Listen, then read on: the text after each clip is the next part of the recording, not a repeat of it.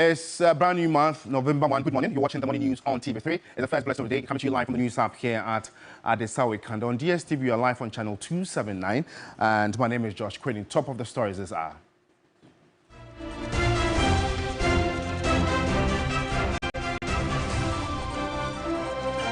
I see. With less than 40 days to the December polls, 82% of Ghanaians say the country is headed in the wrong direction. The National Democratic Congress, NDC, has dismissed claims that its embattled NPP Central Parliamentary candidate, Joanna Kujo, is out of the race to the December 7 elections. Also coming up this morning, analysts calls for restructuring of Energy Sector Levy Act to boost revenue and address sector's growing debt.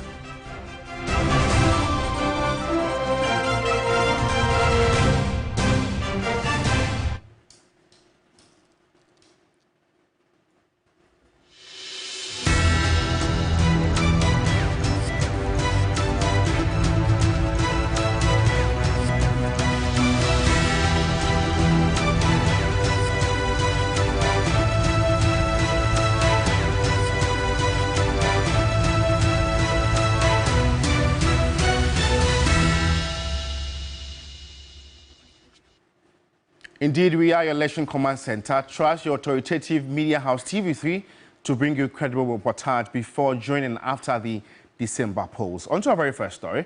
The National Democratic Congress, NDC, has dismissed claims that its embattled NPP Central Parliamentary candidate, Joanna Kujo, is out of the race to the December 7 polls.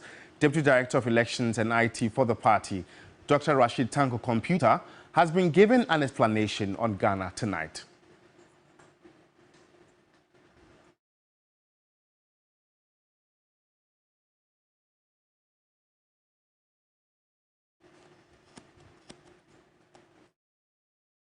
We'll bring you that story or reaction in our subsequent bulletins. But the flag bearer of the NDC has pledged his commitment to support the judiciary to enhance access to justice delivery, to restore confidence in the justice delivery system in the country. He was speaking at the NDC Governance Forum in Accra.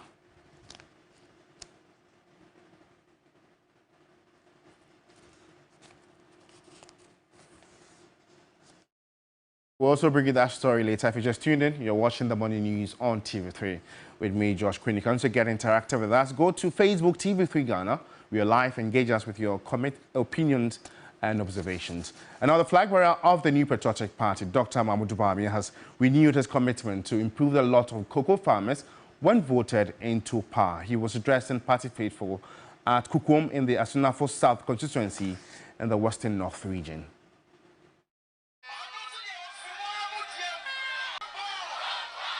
The price increases no, and then cocoa price per bag, 475, and then it is 3,000 Ghana cedis. We will support cocoa farmers by increasing the farm gate prices. When I become president, we will implement new measures to continue supporting cocoa farmers.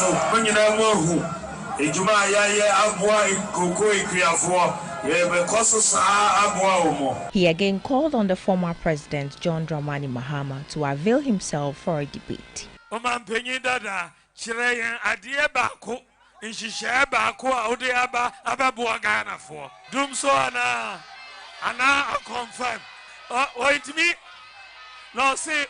The former president should tell us just a single intervention he brought. Was it Dumso or the guinea fowls? He claims to have done better than us, yet he is running away from a debate. We're Johnny Osro. We're Johnny to say I'm cooking kitty. We're Johnny Osro.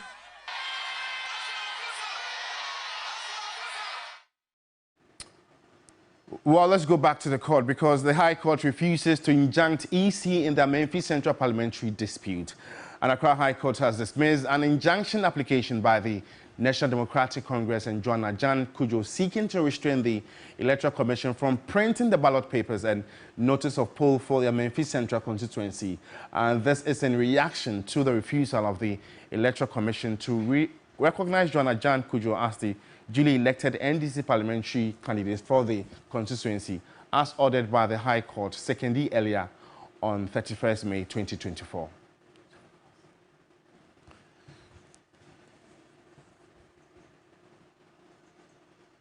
Well, let's get reactions from the party because the NDC has dismissed claims that it embattled a Memphis Central parliamentary candidate, Joanna Jan Kujo, is out of the race to the December 7 elections.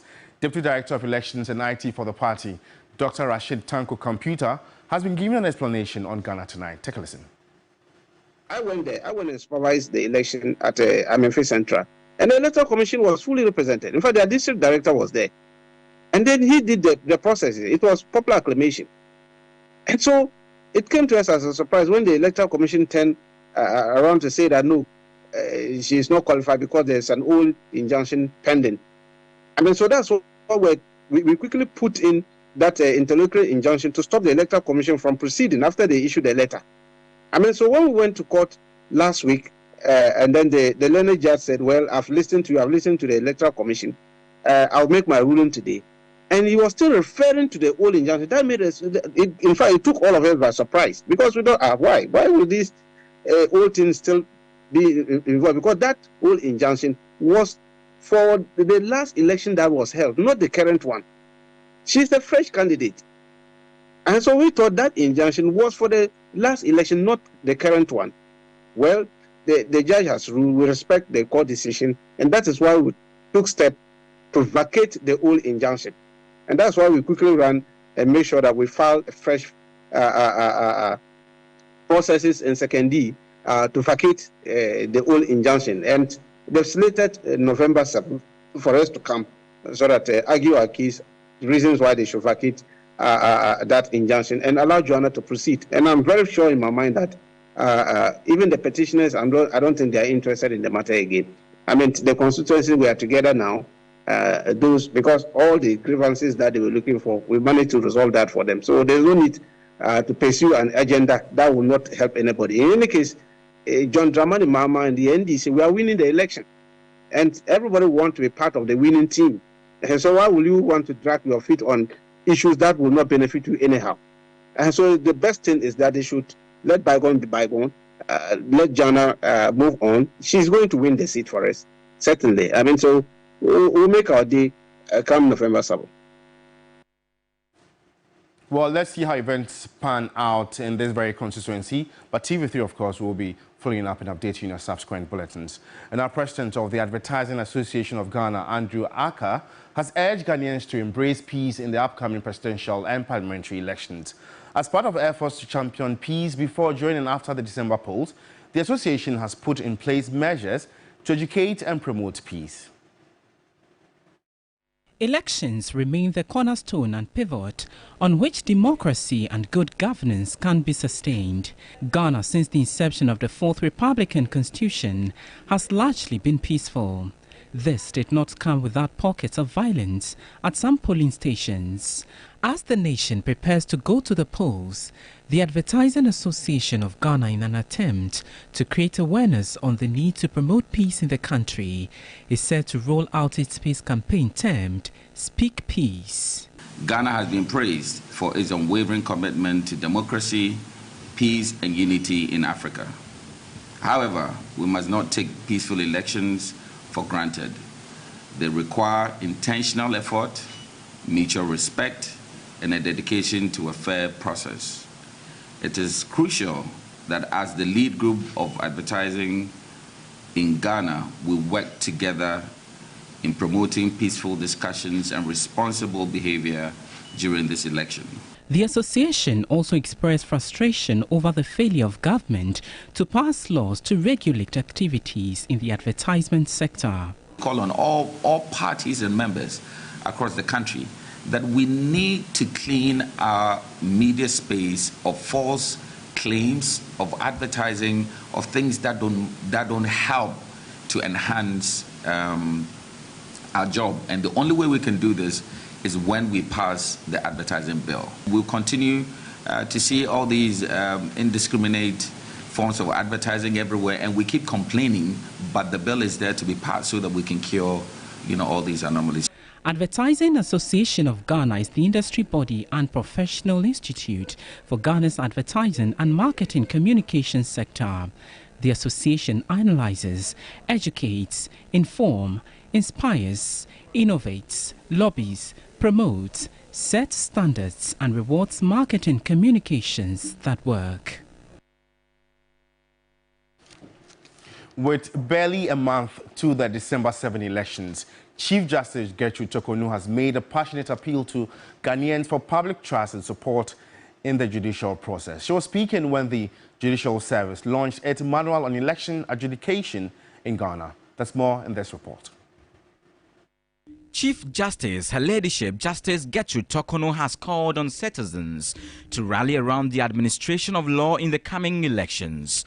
Speaking at the launch of the 5th edition of the Manual on Election Adjudication in Ghana, she highlighted the need for support to render justice in the coming elections should there be any dispute. Elections are by their very nature tense affairs involving the investment of energy, passion and resources. The judiciary, therefore, needs to be adequately supported to focus on law, rights, and the frameworks to give access to justice, no matter the level of potential for conflict and misunderstanding that is generated by the contesting parties. She further called for trust in the fairness of the judicial process. Ghana's democracy, like all others, hinges on the consent of the governed. For a republic to thrive and endure, therefore, it is important that the nation believes in essential fairness of the electoral process and institutions of democracy. The obligation to build systems to protect the fundamental freedoms and human rights of citizens lies on all arms of government. Director of Judicial Training, Justice Isifutanko Amadu, explained the importance of the manual and its adjudicative role of settling election-related disputes. This 5th edition of the manual contains all the requisite constitutional provisions on the conduct of both presidential and parliamentary elections, including statutory and subsidiary legislations, as well as relevant and special procedural rules on the conduct of these elections. It also has a compendium of relevant cases decided by the Superior Courts of Judicature on elections and other related matters. Indeed, the manual offers the user substantive and procedural materials in election adjudication. The Manual on Election Adjudication highlights the order of interpreting laws and the procedures for handling disputes.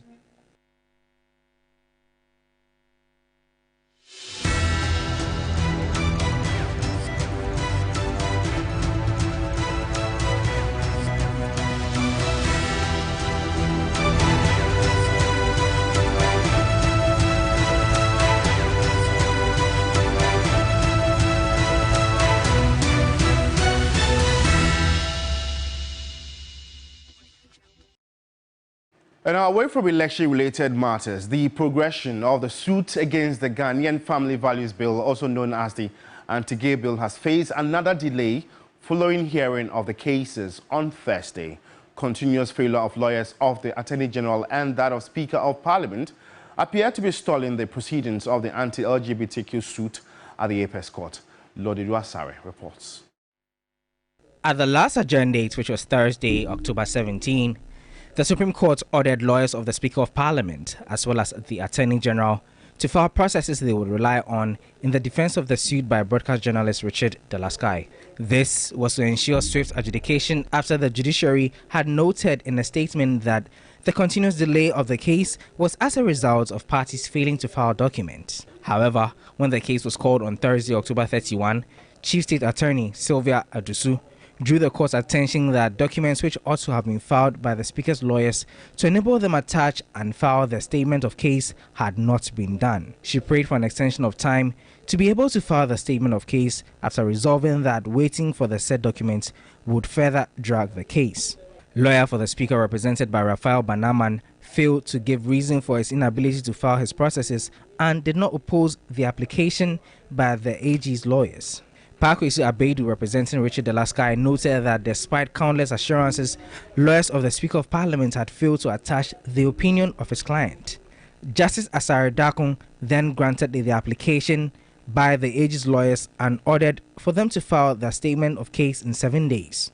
In the case of researcher Dr. Amanda Odoi, the same concerns were raised and hence the same orders were given to the Attorney General's lawyers.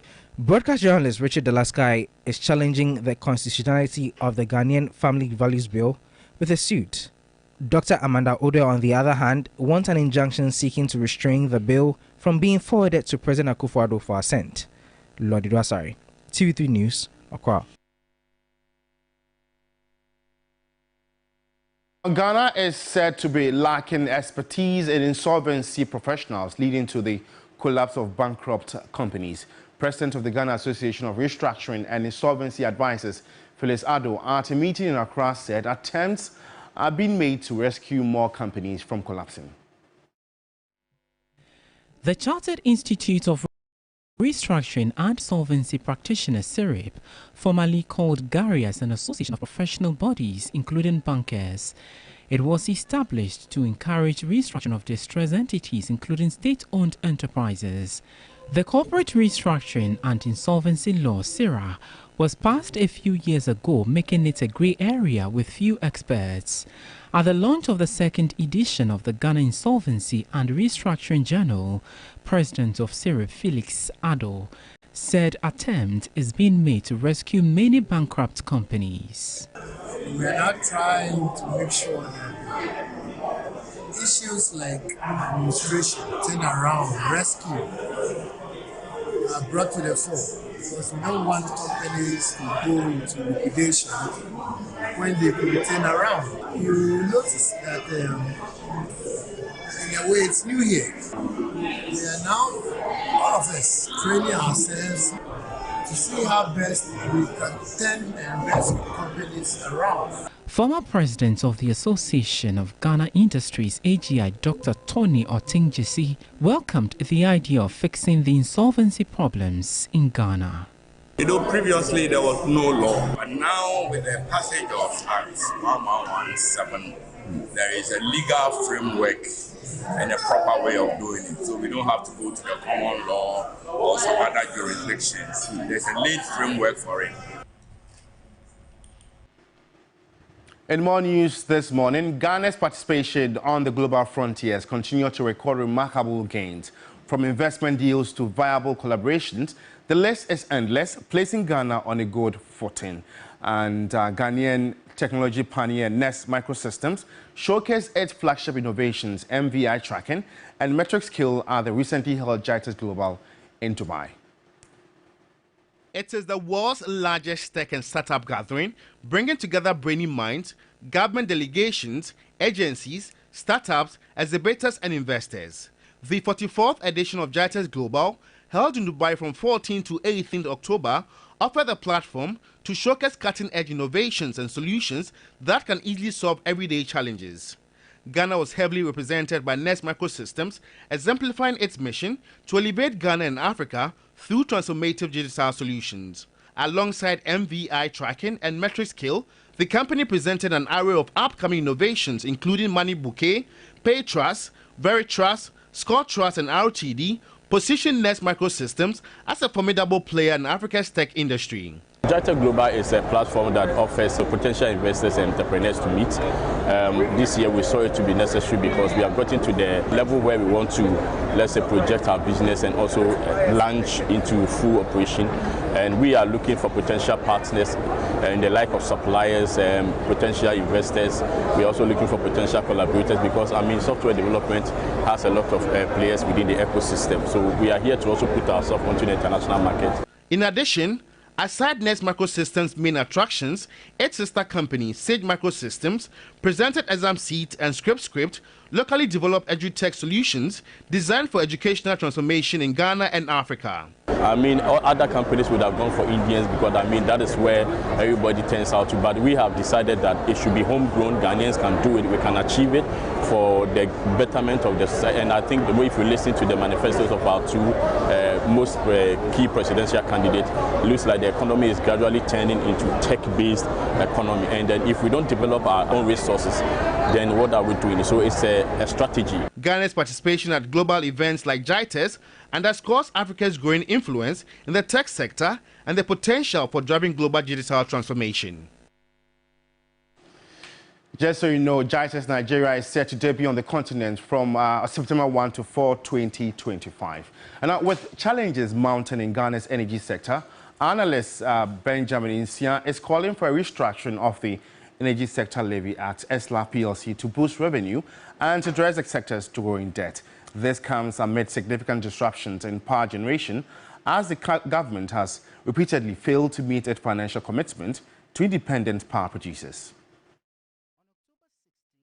Sanona Sogli Power announced the closure of its plant, citing unpaid debts by the Electricity Company of Ghana, ECG, totaling $259 million as of September 2024.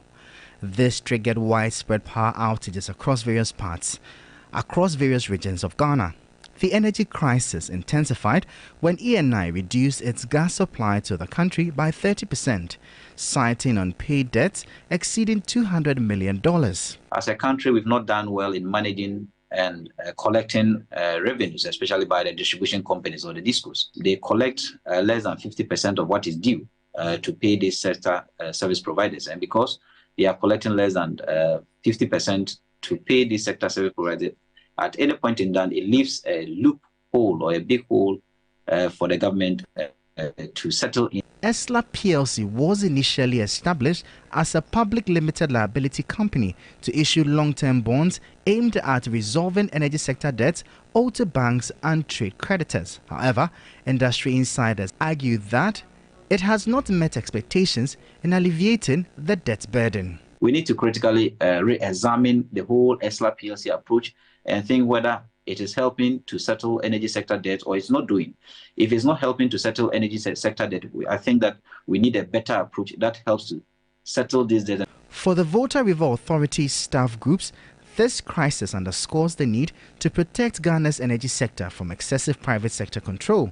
The union is also pressing for a review of government plans to consolidate several public power agencies, a move they say could weaken state influence over the sector. If you give majority of this energy station, in the day you default in meeting their payment obligations, they will then tell you that they are shutting down. Any speak, someone has shut down because ECG is owing them over $250 million. What this is doing is that it's impacting small, medium, and heavy industries. And who is suffering? If this still continue for a time, the businessmen will only shut down and say, look, I can't do business again. I will lay people off. And all this will revert back to the government.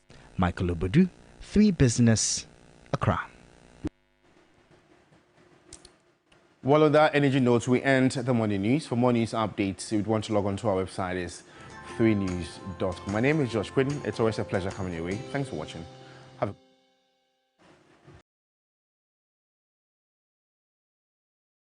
Over 5 million children have benefited from free SHS.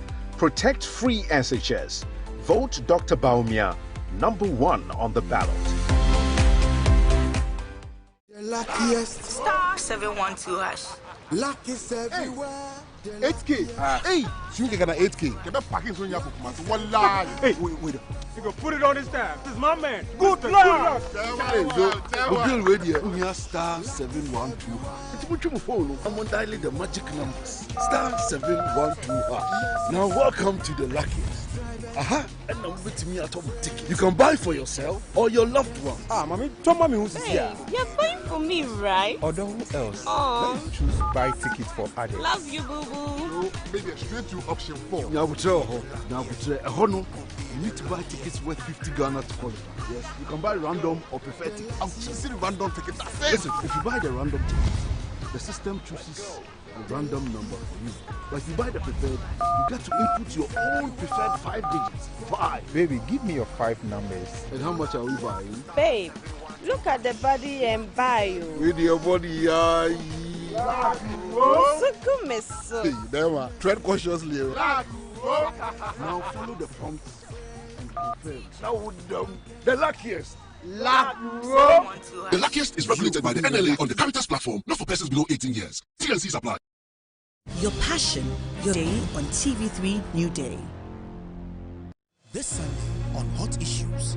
Would you say that Speaker Bagbin was wrong in his decision to vacate the seats in the first place? If I were in the chamber, I probably would have suggested to him that he should look at it again. Is what we see today a failure on leadership? We are demonstrating the worst part of us. For me, we are moving away from the values of Parliament. Can we trust the current Electoral Commission to deliver a free and fair election? Do we have any reason not to trust them? Are you a violent man? I'm generally not a violent man, but I'm fully in support of using whatever means to enforce the law. Hot Issues shows Sundays at 2 p.m. on TV3. TV3, first in new results.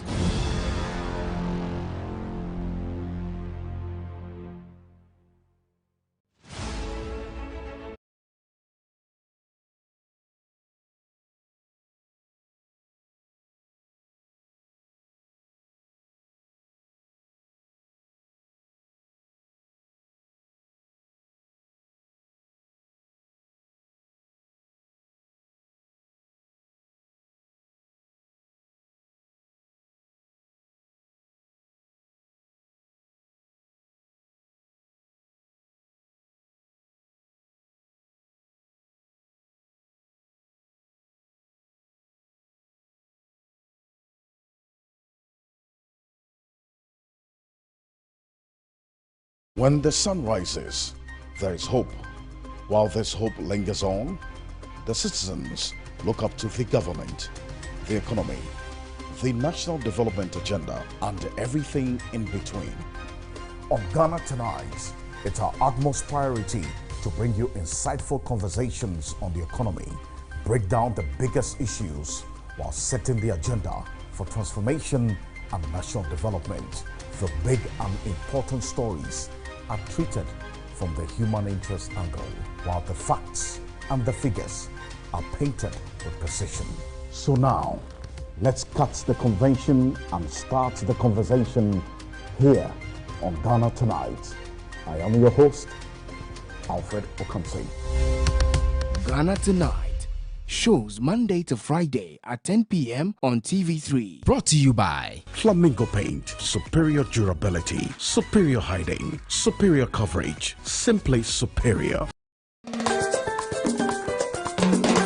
Flavor, spices, color, and creativity is what you're going to be seeing in this kitchen. We show working. We are here to showcase our culinary skills and creativity. Before cooking was originated, we were already cooking in our mother's womb. We are here to support TV3 with the aroma. Nobody will work for years today, but the aroma will sack them from their offices. Winning. Who's winning? Who's winning? Who's winning? Now, will the technical universities do it for the judges and for the rest of us? Kitchen Wars is brought to you by Kivo Foods, Everpack, Mazim Foods, Miss Cookie Spices, Chana. Somebody say pull up! Angloga, Dagby, Keta, Dabala, Denu, Aflao, get ready for the biggest showdown this Hogbe 2024. It's going to be full of energy. It's the Hogbe Music Jam live from Early Beach Resort, Dagby, on Saturday, 2nd November from 8 p.m. is going to be magical. Come see live performances from Jafinga, Agbeshi, Chief One, and the man himself, the multiple award-winning globe-trotting TGMA Artist of the Year, the BIM Nation President, Stone Boy.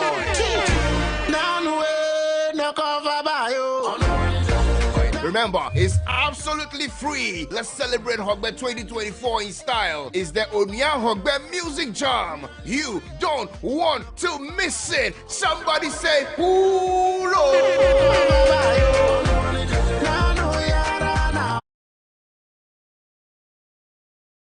Points, the #1 award-winning television news analysis program, providing an enlightened analysis of the key issues facing us as a country.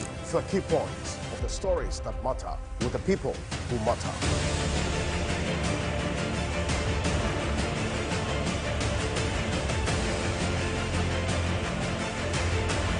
This is Key Points, the #1 award-winning television news analysis program, every Saturday, 7 a.m. on TV3 and on Free FM 92.7. TV3, first in news.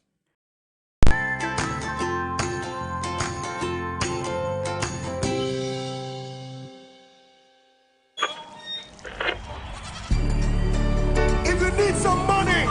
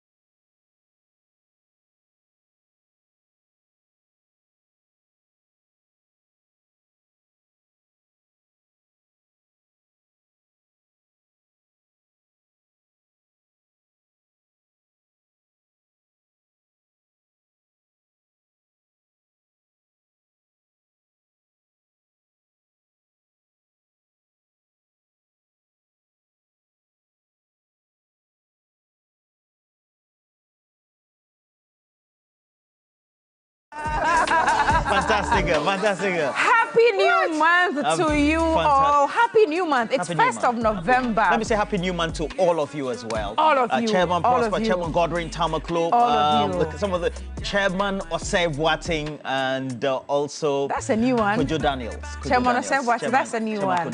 Kojo Daniels, and then Daddy-o, Francois Stevenson, Chairman Francois. What's up? Daddy-o, Mami-o, Randa, Theodora, Nelson in Debubri, Mr. Money. The names are many. Chief Mante, Money Ni Money. Exactly, Money Ni Money. And I'm told a lot of children love me too. It's amazing. Yeah, it's amazing. They wait to see us on TV. I think one of these days we have to go to a public school and then you'll see. I know, right? I'm telling you. So to all the kids watching us this morning, happy new month to all of you. Now for the older folks, Mama Cash is here. But for the Gen Zs and the contemporaries, Cash Money Cookie is here. It is the biggest jackpot. We brought you the jackpot again. Last Friday was the jackpot. Today is another one. Now, Roland, let me give you the good news. Shall I give me? So, first of all, you are choosing option 8. Give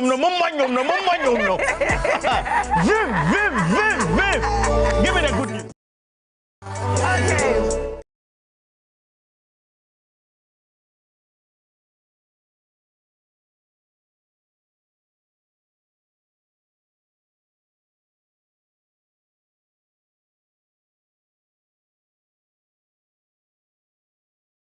Need to hit so they can take care of their women. And the women need to hit so they can support their husbands and their partners as well. So it's open to all of you, especially if you are an MTN or Telecel subscriber. Now today is the MG jackpot. So you're choosing option 8 and a ticket will cost you 10 Ghana cedis. Now Rolly, so hear it.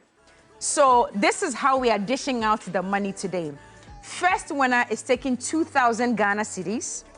The second winner is taking 3,000 Ghana cedis. The third winner is taking 5,000 Ghana cedis. And the fourth winner is taking 10,000 Ghana cedis.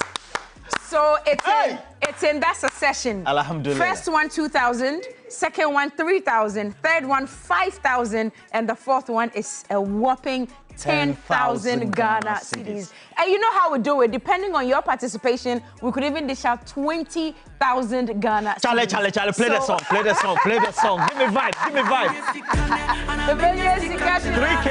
Yeah. 2K, 3K, 5K, 10K. And for all you know, I could do 20K as well. Charlie, you never know. You never know. I think this is how we have to challenge ourselves. Okay. Before we get there, up to that 10,000, we'll get to see whether there's enough in that jackpot to go to 20,000. Exactly. So. Once we see that there's a lot in there to go to 20,000, I'll take it to 20,000. Why not? So it's yours for the taking. *439#. Remember, today, don't choose option 2. So last week, Friday, many people still chose option 2. No. Today, choose option 8. That's the MG jackpot. You see MG, and then you follow the rest of the prompt. So it's still *439#. *439#, but you're choosing option 8. And a ticket will cost you 10 Ghana. And you know that what the tradition is. We don't play once. We don't even play 5 times. We play 10 times, 20 times, 30 times just to increase our chances of winning. So 2,000, 3,000, 5,000, 10,000, and just maybe 20,000 going out to all of I want to challenge some great people who already are with us and they are watching us currently. So there's a gentleman who is vying to become the president for the National Service Personnel in Parliament House. The office of the Speaker and the rest of the parliamentarians as well. He's called Romeo. Everybody know he's Prince Opoku Ahmed. So Prince Opoku Ahmed, aka Romeo, this is your challenge. Before you become the president, make sure you marshal everybody to become part of this. *439#. They should choose option 2 because today option 8. Option 8, sorry. Because today is the mega jackpot. And you're winning 2,000 Ghana cedis, 3,000 Ghana cedis. You're going them 5,000 and 10,000. Now the challenge is we want to make sure that by the time you get to 10,000, we will do an assessment. And see whether there's enough sika so that we can even go to 20K if it's possible. If it is. For you to win that, it also means that you have to choose that option 8. The mega jackpot is available for you. And Romeo, before you become that president of the National Service Personnel of Parliament of Ghana, and you'll get that vote, please. Great guy. Guy G, good morning to you. He just sent us a message. I saw Guy G. I saw Guy G at Kofi Aban's funeral. I've never seen Guy G. I don't even know what he looks like. I've never seen him, but good morning to you, Guy G. And of course, to lawyer Kwame Jantwa. He's in studio already. Fantastic. Our Fridays are always late, especially because of lawyer Kwame Jantwa. And for 2 Fridays in succession, he's bought me breakfast. Thank you very much. I really do appreciate it. I needed to mention I didn't know he was that romantic. With *439. *439#. What's a romantic? Lawyer Jantwa. Don't go there. Charlie. Don't go there. Okay, so make sure you get this puppy. I think because of the jackpot today, I want to ask a question. Okay, what's the question? And basically, you know, because we're talking money issues, I want to ask people today, as a Friday, what meal, especially looking at the times that we're in, that you can take for the day, whether it's 010 or it is 001 or it is 100, that takes you through the day. Gobe. Gobe takes, all you need is water. Once you are done with that bowl of gobe with Gary in the morning. Oh, there be yes, you macho. Nyami neshaye yo. Nyami neshaye ye frekrase. What you say? Unim KJB. Unim KJB. Yeah, I know that. Unim KJB. I know that. Now unim hohwe bohome. Yeah, I know. I know hohwe. Free. You know hohwe. Oh, really? Ehoni enyi free enti. Me de e bag gobe beans. I say. Ene koko. Totally crank home by Gary. I say. So that should be our question for this morning segment. All right. Then we'll have some great conversation. The Afro Barometer is on.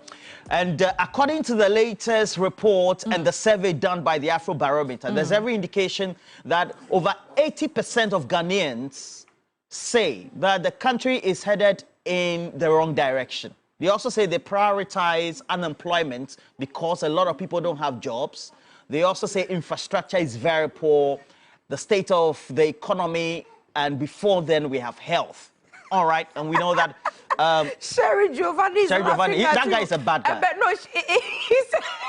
That guy's a bad guy. Don't spoil my mood. Don't spoil my mood. Says good morning. No, wait. Says good morning to you, Kukiti and Papa Ro. There's Zikwi Mewedula.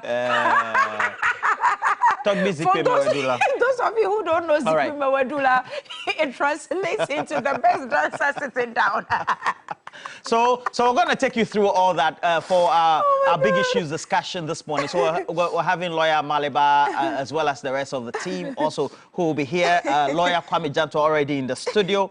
You know, he'd been advocating for great public transport system so that the roads will be free. If we had that, he wouldn't have been coming here very early. But he comes here to make sure that he ushers us here because of where he lives. Yeah, very You know, early. sometimes when you are not corrupt, you have to live far from the city center. You can't get cantonments and the rest. Airport Hills, you will never get to there. So we have Amaliba and then a great man that I know, law lecturer Ishaq Ibrahim with the UPSA Law School, Roland, also a member of the DMP. I'm telling you. Roland, so it means that if you can't be in cantonments, airports, you know. Come down to that's where Chairman Riches Kokoti, good morning to you. Great guy. Chairman Prosper, Godwin Tamaklo, CEO for the Red Group. They took 10 years of doing great work when it comes to oil transport. Fosena says I should tell you that he's playing 300 Ghana cedis today. Okay, I'm challenging him. Cash out, yes. Choose option 8, star 439 hash. Now let's bring you this morning conversation. We're asking the question, whether is the option 010. That is for breakfast, lunch, and supper, or it's for 001, or 100. What is the food, the delicacy that takes you through the day? So if it's hardball kenke to what is it?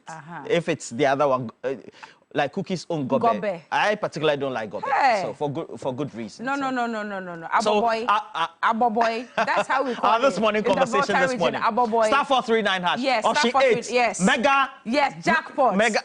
2,000 Ghana cedi, 3,000 Ghana cedi, 5,000 Ghana cedi, and 10,000 Ghana cedi. And depending on how you motivate me, the same way I'm motivating you, I could give you 20,000 Ghana cedi. So please get in the game. Get in the game right now. Star 439 hash. Star 439 hash. Star 439 hash. You know what? 2,000, 3,000, 5,000, 10,000. No, before you go this morning, our former group chief operating officer, Dr. Winfred Afo. Good morning. He says he's watching, and today he's going to participate. So he'll play. Hey, doctor. Doctors all they do something. And even yesterday, Amma Lawson, HR, told me that she's going to be playing this morning. Yo. Yes, everybody's playing. Oh. So this morning, they're not just no libilibi, no labalaba. And you know how we do it here? We give you the full amount. We don't tax anything. Everything just goes straight into your Momo wallet. So star 439 hash. Option 8. Oh, don't choose option 2. Choose option 8. It is the MG jackpot. 2,000, 3,000, 5,000, 10,000 Ghana cedis. And depending on how we are feeling and how you motivate There's us. somebody who is feeling it. Chairman Francois says he's just feeling you. Charlie, we go further this morning segment. I'm pumped.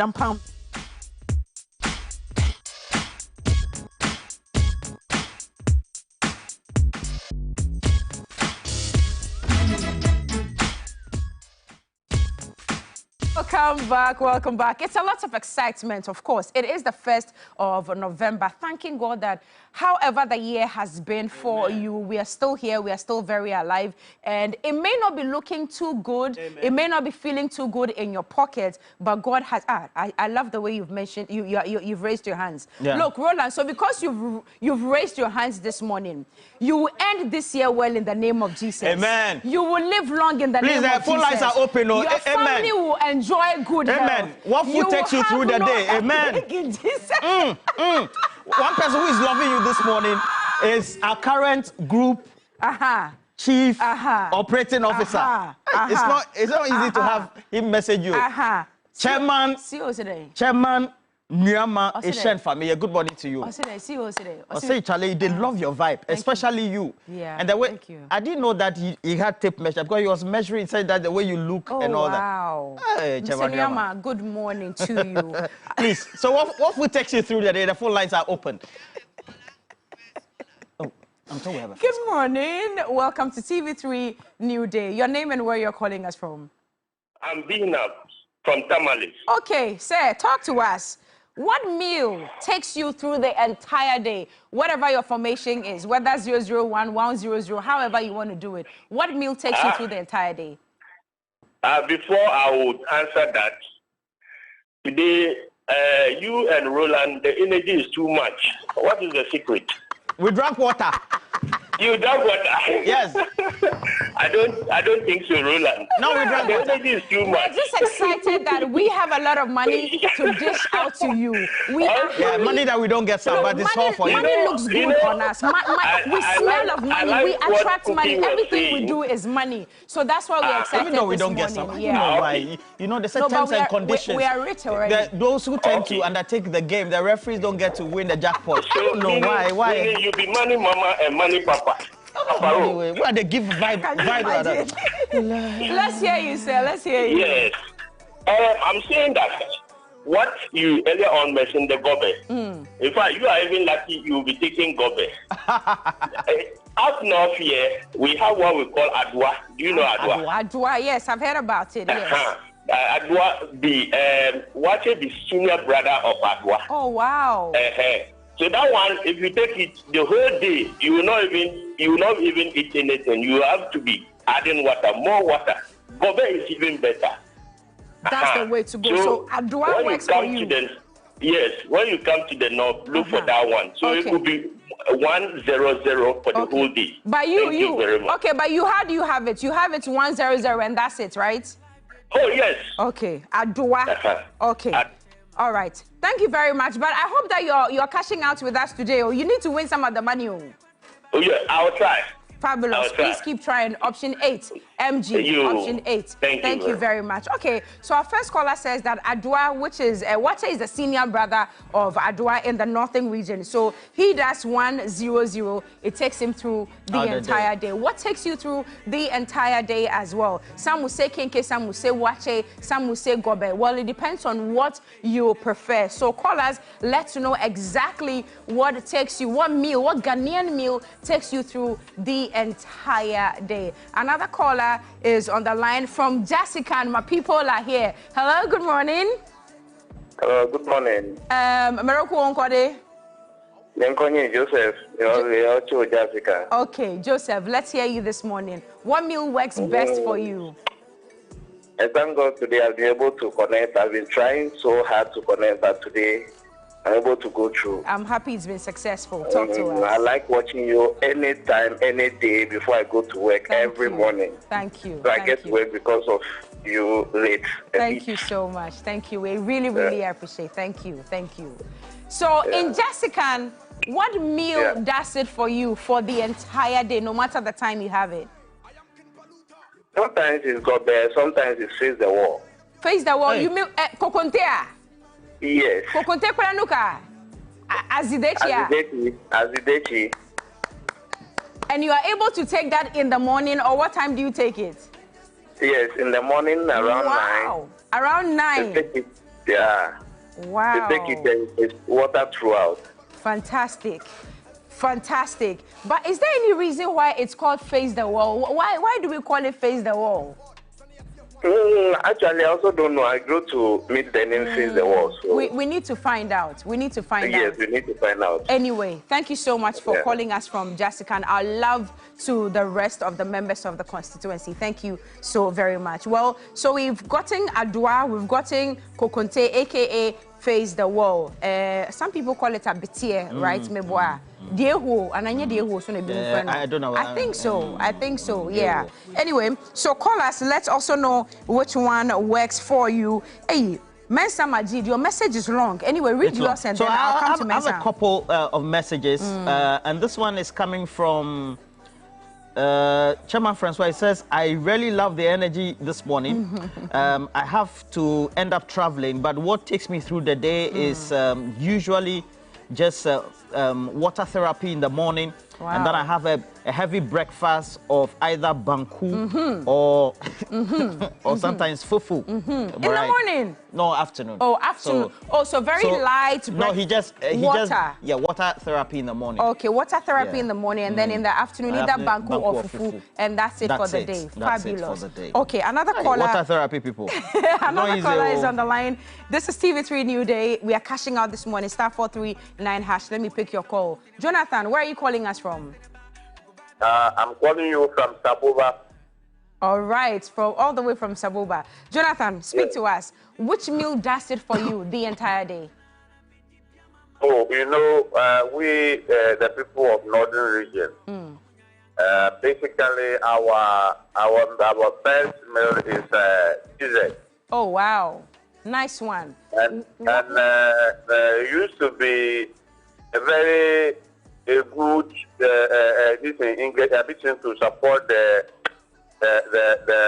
TZ. But this time the hardship, because of the hardship, everybody is just struggling to get something to eat. Oh. So the moment you are able to get your TZ, you have to manage the day. Right. So it is not achieved that when you take it, if you are able to afford, you cannot eat again. And because of the circumstances surrounding us, we make do with that one. Yes. So what time do you take it? Which time of the day? Oh, normally we take our dessert is we take the food around from 11 to 12. Okay, between 11 and 12. So brunchy, lunchy type of deal. And then that's it. And then it can take you for the rest of the day, correct? So it will take you to the rest of the day. Fabulous. Thank you so much for calling us. Enjoy your weekend. I've been trying to call you for several times, and I don't need to. Today I'm able to go through. Congratulations to you. We are happy that you've been able to join us. I cherish your station. Thank you. Thank you so much. We cherish you as well, and we appreciate you calling us this morning. But you can also cash out *439# if you own a Telecel or MTN number. Very, very simple. Choose option 8. It is the jackpot for today. You could either win 2,000 Ghana cedis, 3,000, 5,000, or 10,000 Ghana cedis. Don't play once, don't play twice. Play from 10 going. All right. Can we read some messages now? So I have a couple of messages. This one on our stream directly. Adam Kwame Chiagbe says, for me, I will go for beans. Oh, wow.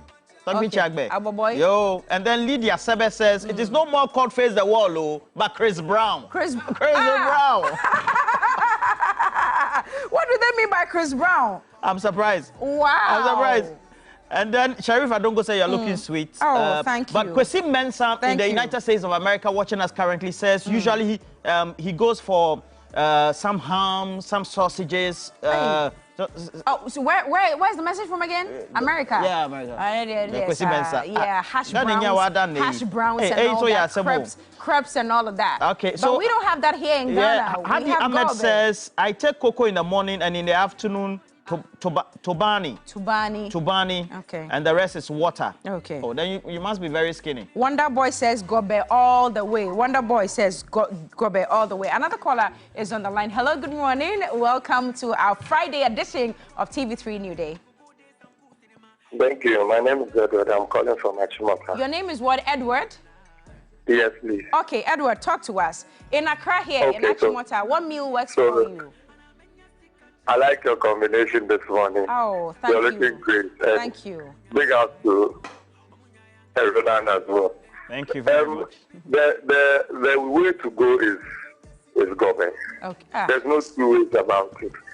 So you are my guy. Very early. You are my guy. I like my government around 9 a.m. because when I'm going to work, I do pass by a place that is always ready very early. So even now, I'm just, because of the gobe, I'm still waiting a little to.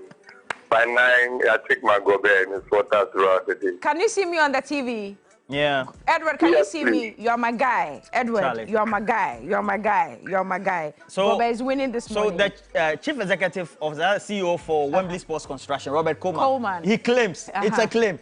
He's raising, it's a claim. Robert Coleman claims that he does 0-1-0. Oh, it's a claim. And that it is kenke, the one on which is lunch. It's kenke. That he does because he wants to keep his figure trimmed, etc. Is kenke. But he's a Ghanaian man, so that's fair. That's fair. Robert Coleman, good morning to you. They build most of the AstroTurfs. Okay. And then also Godwin Tamaklo, who is going to Anglogan this weekend, says that for him, cool. You know, Akle and Abobitadi. Yikwema. Hey, Yikwema. Godwin Tamaku. Yikwema. He says that's the best formula. Yikwema. Mr. Afol, I just received your message. Thank you very much. He says he's loving our energy. Thank you so much, Mr. Afol. But play. *439#. You too, you deserve to win. Another call.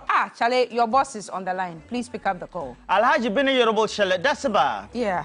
Roland. Yeah, how are you? What do you take? What do you take during the day? What's your best food? Oh, my best food, me, food, Adwa, and plain rice. Mix it. It will be quick day 9. Oh, okay. Yeah. Yeah, that's good for you. My friend, Chairman Sesta. If a constituency chairman, same thing he take it. So when you take it daytime, it will take you day and night. That's simple. But is it the things are hard? Everybody's trying. Yeah.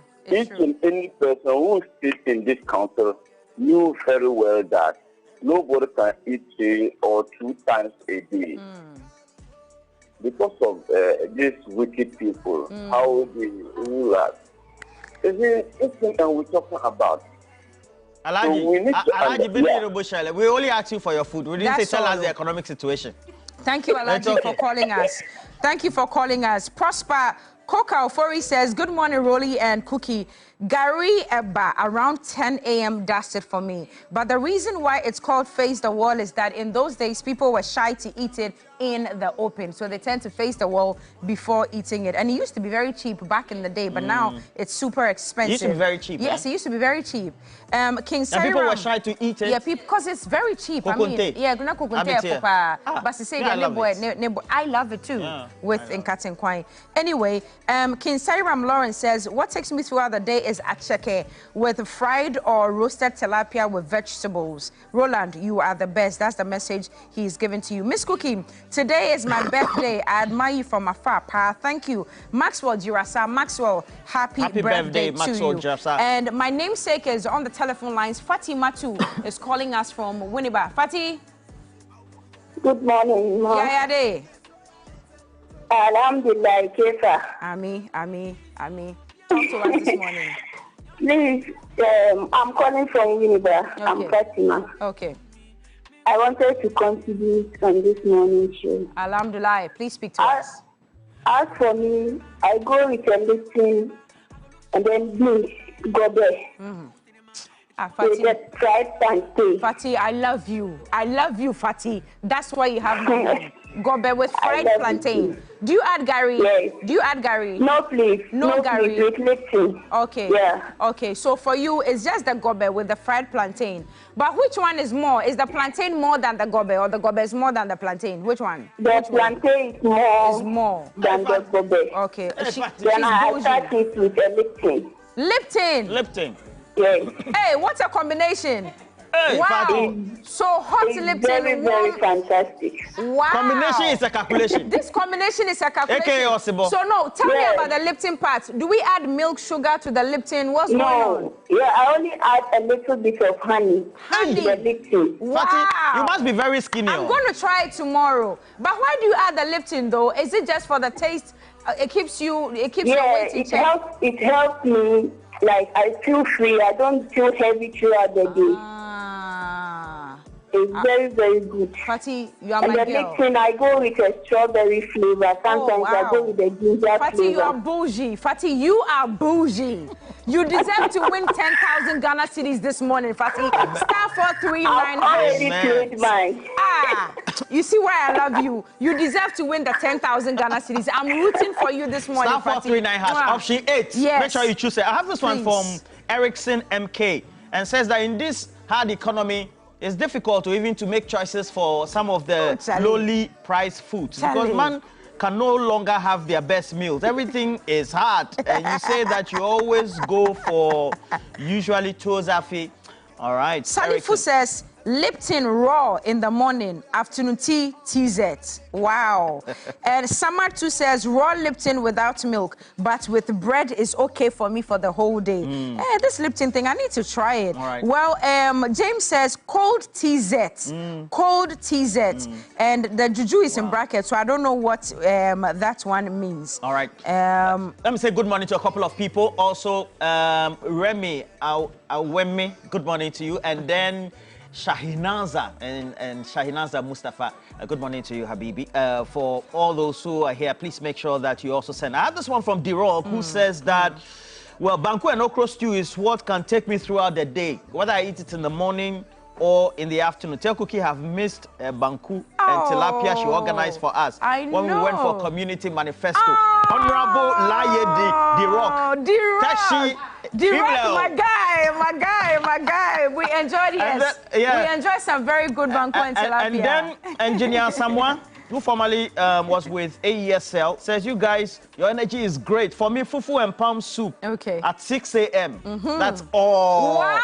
Fufu and palm soup. 6 a.m. Who wakes up to make that? Who wakes up to make that? This time she'll ask you. Who wakes Engineer up? Samoa, this time she'll ask you. Two questions. Who wakes up to make that? And which neighborhood is it? And which neighborhood is it? Because Ashoman. Oh, wow. Ashoman, you know they live in a hilly area, so when you're planning, nobody will hear. Oh, wow. Nobody will hear. So wow. That's a good thing. And then also Kwesi Mensah from the US. He says that Kwesi Mensah from the US. Another combination is banana, oats, almond milk, peanut. America for the peanut. You brand it. Just brand it. America crowd. I mean, and then also IB of Radio Mark Wa says, I go for bambara beans with gari and get some 20 peswa sachet of water, and then I'm good to go. IB Radio Mark Wa. Godson Bill says that for me, I do coffee in the morning and then gobe in the afternoon. So your main dish is gobe. Okay. Hey, Rosemond Morrison says, I like wache. I like cookies dressing as well. Thank you. And Rhonda says to tell you, as for her, wache. Wache does it for her. Yes. Let's get to the telephone lines again. Hello, good morning. Hey, good morning. Yes. My name is Isaac. Isaac, talk to us. Yes. Mr. Roland, good morning. Oh, good morning, Isaac. Yeah, I really admire you a lot.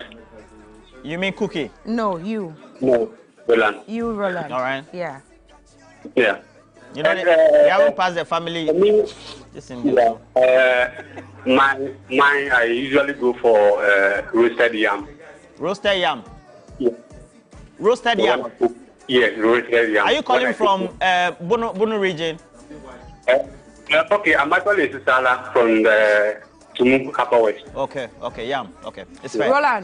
Roland, I feel like giving out the first 2,000. So we should do the draw. Yeah, let's do the first 2,000. Should we do the first 2,000? Yes, I want to do the first 2,000. And then we have to call the person before we go for a break. Exactly. Oh, now, just so you know, Johnny's Bites is not coming off live today because 3FM Sunrise, they are embarking on the mobile edition starting today. Real stories, real opinions, real people. So there's a whole bus.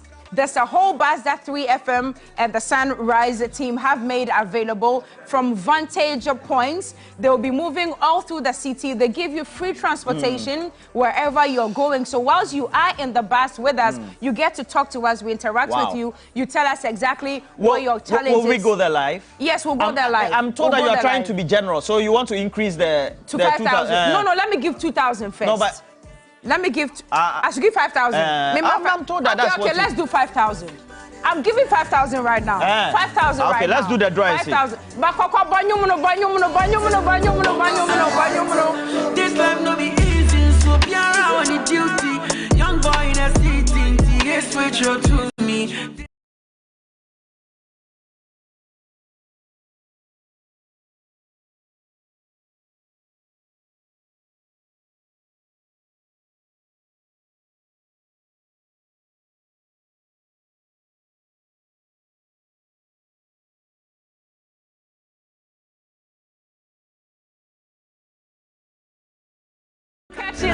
Are we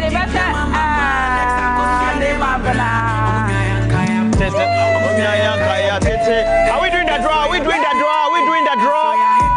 Count down, count down, count down, count down, count down.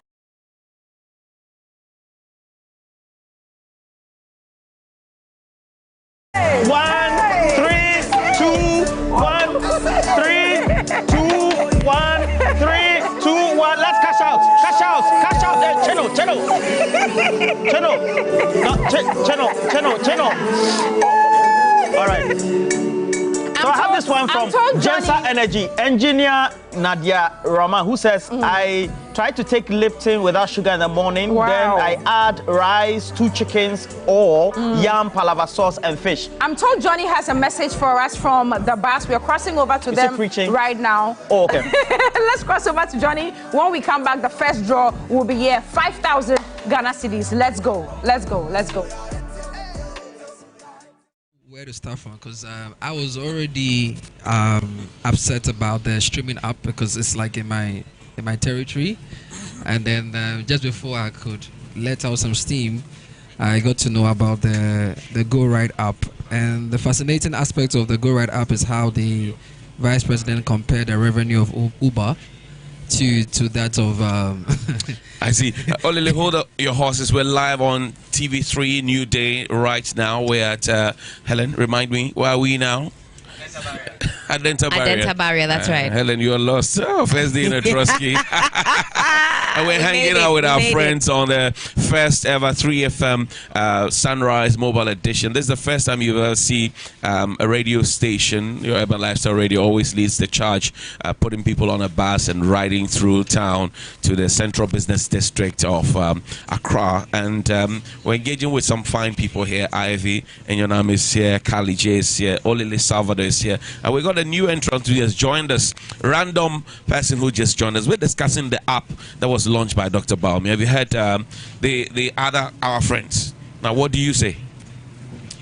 From what I heard, I think the man was also saying that he tried requesting a ride and all that. I don't know. We already have those apps already, and I think it's already okay. And we don't really need it right now. Yeah, I would say we don't need it. We don't need that app. If you met the president today, ask you that question, I'm sure you formed your thoughts. What would you say to him? I would say he should make the country better rather than trying to create apps and already things that already existed. We don't need it.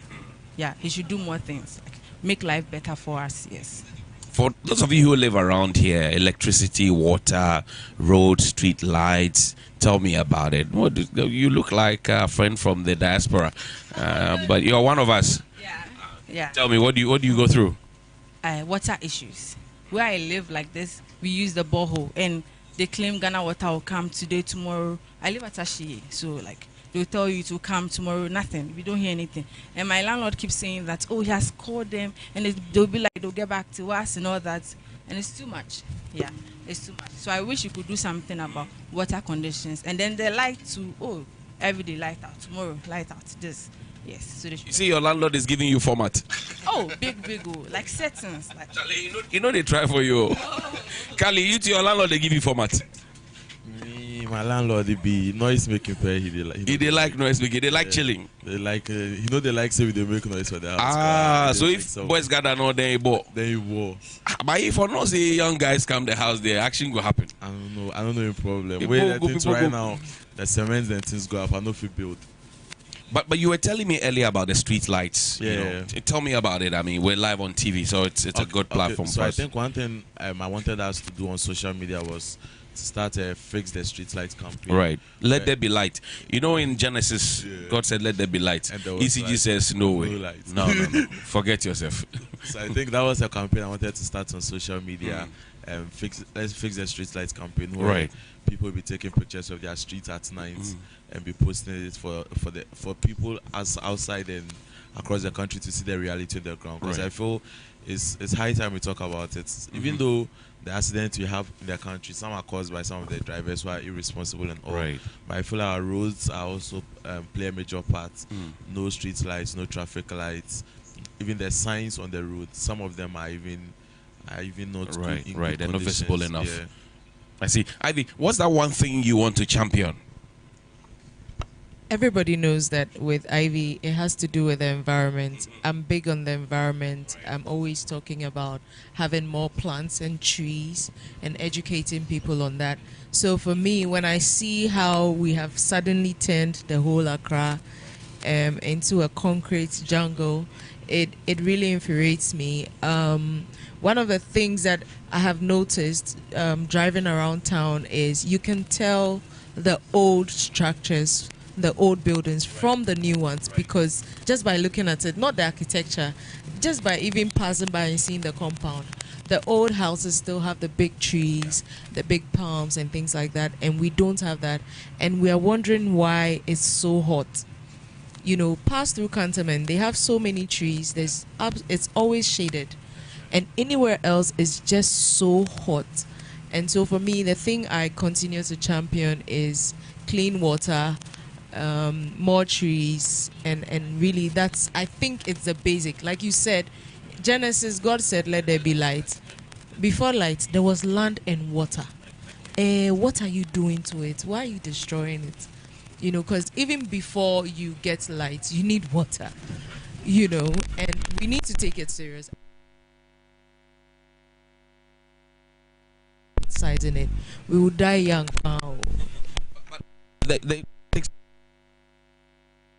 They says, look, if our President Kofado says, give me some time for me to think about a solution that works, does he need time to think about it? I mean, for someone who was willing to put his presidency on the line, I don't know what else you want to think about when it's just 2 more months or less. I think it's 1 month for you to leave office. So if you're telling me that after 8 whole years, because when you came in, this problem was there, it wasn't this bad. You promised to make it better, and it has gotten 100 times worse. And so I don't know what you want to think about in the next 1 month. It reeks of someone who just wants to leave the problem, go to bed, and knowing that it's like, I'm finishing school, so I go and destroy the school properties. That's like that's why, like, I graffiti the school, destroy the school properties because I'm finishing school. Why are you behaving like a high school student? Charlie, that's the punchline. Our president is no, Olele. Now you calm the waters. Okay, what are you championing? No, me, I vex where I come this morning because. No, you too. You vex. Yeah, because Kali, before you come. Yeah, because Kali spoke about the streetlights phenomenon. And yeah. If you actually check our conversations on the internet, this was the first time we're actually talking about it. Right. In 2021, I think the same Kali also started a hashtag fix the streetlights. I remember that. I remember. So you look at some of the issues and challenges we are talking about, it's just like our flood situations every year. It's just revised, refreshed, rebranded, but it's the same old problem every single year, every single time. Now, if you look ahead of us right now, I noticed something very fascinating. If you look ahead of us, all the street lights have now become amber. Not even amber. I'm just talking about the flags, like political flags. The street lights have become useful for political flags. Yeah.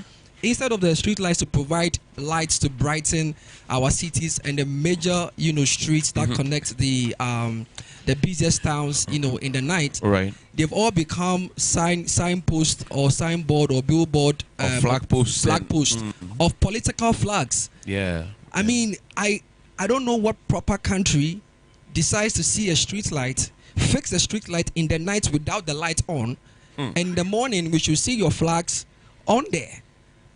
It's crazy. So when accidents are occurring at night and we are having all sorts of interesting damages that are happening, people are afraid of their safety and security is under siege. Then what do we do? It's like every time we need to be reminded that our leaders are more interested in scoring political points, projecting their political campaigns and whatnot, and not anything to do with governance. And it's the barest minimum. I see. Helen, I was just telling you 2 days ago that, with all that's happening in Boko, right? The authorities are waiting to take ballot boxes to Boko, but they are not interested in, stopping the violence and everything and the deaths that are going on. And it's just what Olele Salvador is talking about, that the next election is much more important than delivering the public good to the people. Than everything. They're behaving like somebody who uses somebody's whole month's salary to buy a half shoe. That's how the government is behaving. I mean, truly. So I go to work the whole month. They pay me 1,500 cedis, and somebody uses 1,500 cedis to buy half shoe. I mean, even a half shoe. That's very painful. Even a half shoe is a good investment. That money can be blown very easily on breakfast. That is somebody's breakfast budget. I mean, that is somebody's lunch budget. You would be surprised. That's somebody's not even a drinks tab. You see what I'm saying? And these are the real stories. Yeah. This is what the average Ghanaian wants. Wants clarity on from politicians. But I saw an interesting tweet or a post on X, and this is from Alfred. He's a data analyst, and he says, before the vice president launches another app, I urge him as the facts and data leader that he is to present a simple 5-column table on previously launched apps. Okay. The table should include the date launch, the cost to the state, total users, and impact. So that as we're talking about, so should we help him with the apps, the names of the app, COVID Church app? My favorite one is the Pothole app. Pothole app, and then the school feeding app. Oh yes, there's the Pothole app. Yeah, we have an app that you can actually take pictures of the potholes of the roads in your neighborhood and share. But unfortunately, the reviews. My neighborhood road has been left halfway. Oh, maybe you haven't downloaded the app. You should download the app. Download the app. The pictures you upload will jam the system. Yes. Yeah. So you should download but the app. But if you upload your pictures, I'm sure the system will jam. Matter of fact, when you actually go to the app on Google Play Store, there are reviews that suggest that the app does not work.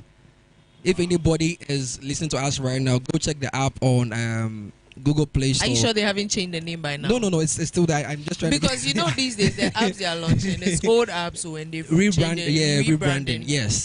So which is Pothole app. Yeah, it's a Pothole app. And then there's also school feeding app where Dr. Bawumia says we'll launch the app so that when they give your son your kegari, it will register. That's right. The caterers will get their money digitally. What other app do you remember? Jack, where are you? Jack, where are you? I am here. The postal Ghana Post GPS. Do you remember any of the apps? No. Okay. Yeah, that's you don't fine. bother. And I mean, the reason why I wanted to bring that up very quickly was that in this conversation, it's not that we are, we're not seeing the value of these apps or we don't think they're a good idea, but what has previously been launched, has it been successful? Before we even launch another one, we launch something and then we never hear of it again. So somebody told me the other time, Mike, maybe you'd corroborate this. Somebody told me the other time that Dr. Bawumia's tag of Dr. Digital is because he's been launching apps and not necessarily because he's doing anything extra. You know what I love to call him? No? I love to call him Mbao-Diggity. Mbao-Diggity. Yeah. Hardest. Where's Clemento Suarez? He should put this in a song. I appreciate the ideas behind a lot of these, but I think that a lot of the times these apps are addressing symptoms rather than root cause. Mike, you'll have to speak louder into the microphone. I'm saying that I feel like these apps are addressing symptoms rather than the ailment. The root cause. The root cause. First off, if my municipal assembly is working as they should and are fixing my roads, I don't need an app to report potholes. Because they should know. Charlie, be serious. They should know. That is why you have a municipal assembly who has a road engineer who are supposed to make sure that our roads work. I don't need an app to tell you that. You should know that the roads aren't working. And this one is not rocket science. My street lights aren't working. That one, I should tell you before. Then what is the use of the officials there who are to ensure that the community works? Michael, and I think that that's the bottom line. Just tell our listeners the name of the app. The name of the app is Maintain My Road. Maintain My Road app. Maintain My Road. Is it on Google Play Store? Apple app? Yes. Okay. Maintain My Road. So Ivy, now you know Maintain My Road. Maintain My Road. You know what's funny? 6 months ago, someone on my street decided he wanted to build. So he brought up the excuse of fixing the gutter in front of his house.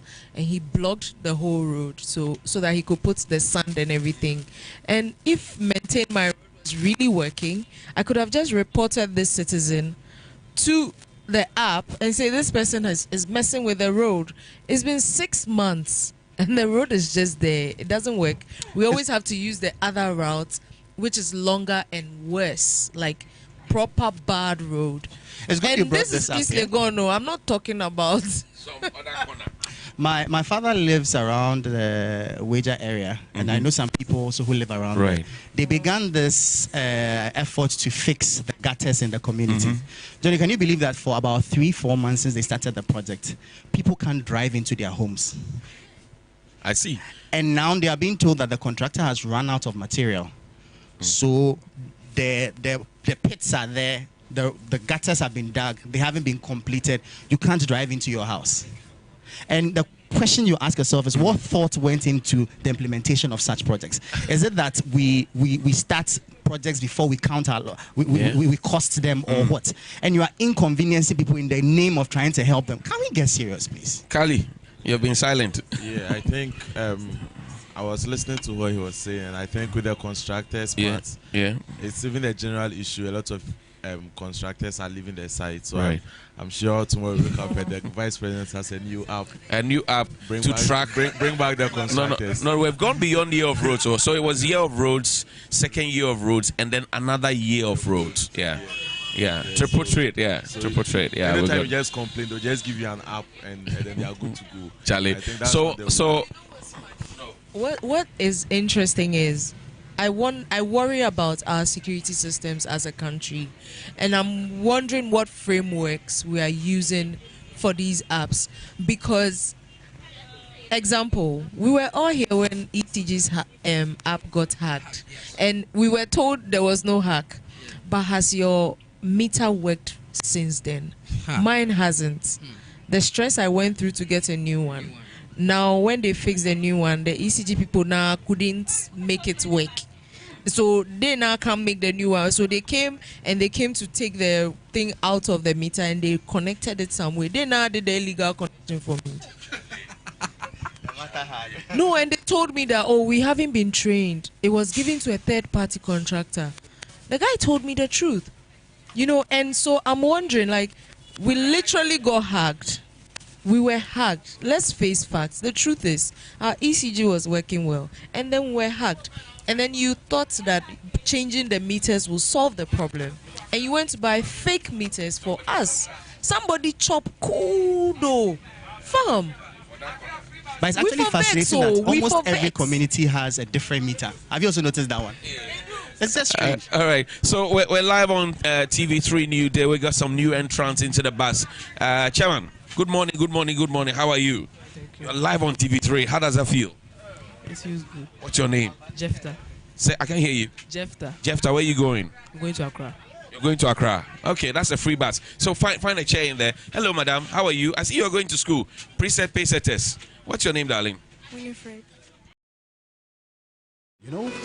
One bucket of Flamingo paint is equal to several buckets of any other paint brand on the market. Flamingo paint, superior durability, superior hiding, superior coverage. Flamingo paint, simply superior. One bucket of Flamingo paint is equal to several buckets of any other paint brand on the market. Flamingo paint, superior durability, superior hiding, superior coverage. Flamingo paint, simply superior. The 5 kg of rice has moved from 25 cedis to 165. Hey! Boss, cement moved from 24 cedis to 105 cedis now. Hey! The kenke is 5 cedis. The fish, I have 10, 15, and 20 cedis. Which one do you want? Hey! Stop the A. Hey! Vote for change. Vote for John Mahama and the NDC.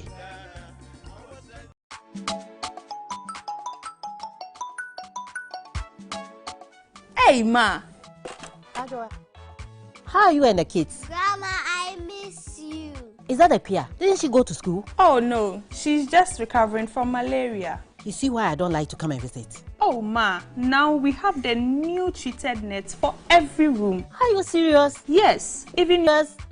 Your insecticide-treated net now comes with a new type made for your sleeping comfort.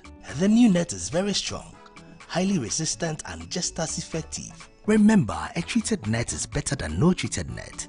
Sleep under it every night and throughout the night to avoid malaria. Let's come on board Good Life to eliminate malaria now. Good Life, live it well, it's an everyday thing. This message is brought to you by the Ghana Health Service and partners with support from USAID and the US President's Malaria Initiative. Ready for school? Yes! My champs, they use a lot of energy at school. I know because imagine the energy they may have used up to return home this transformed every day. Your champs need nourishment and energy. Give them the Milo Energy at breakfast, now with vitamin D that supports energy release to help their daily performance. Milo Energy to go further. This advert is FDA approved. Over 5 million children have benefited from free SHS. Protect free SHS. Vote Dr. Baumia, #1 on the ballot. An inspiring of love, hope, and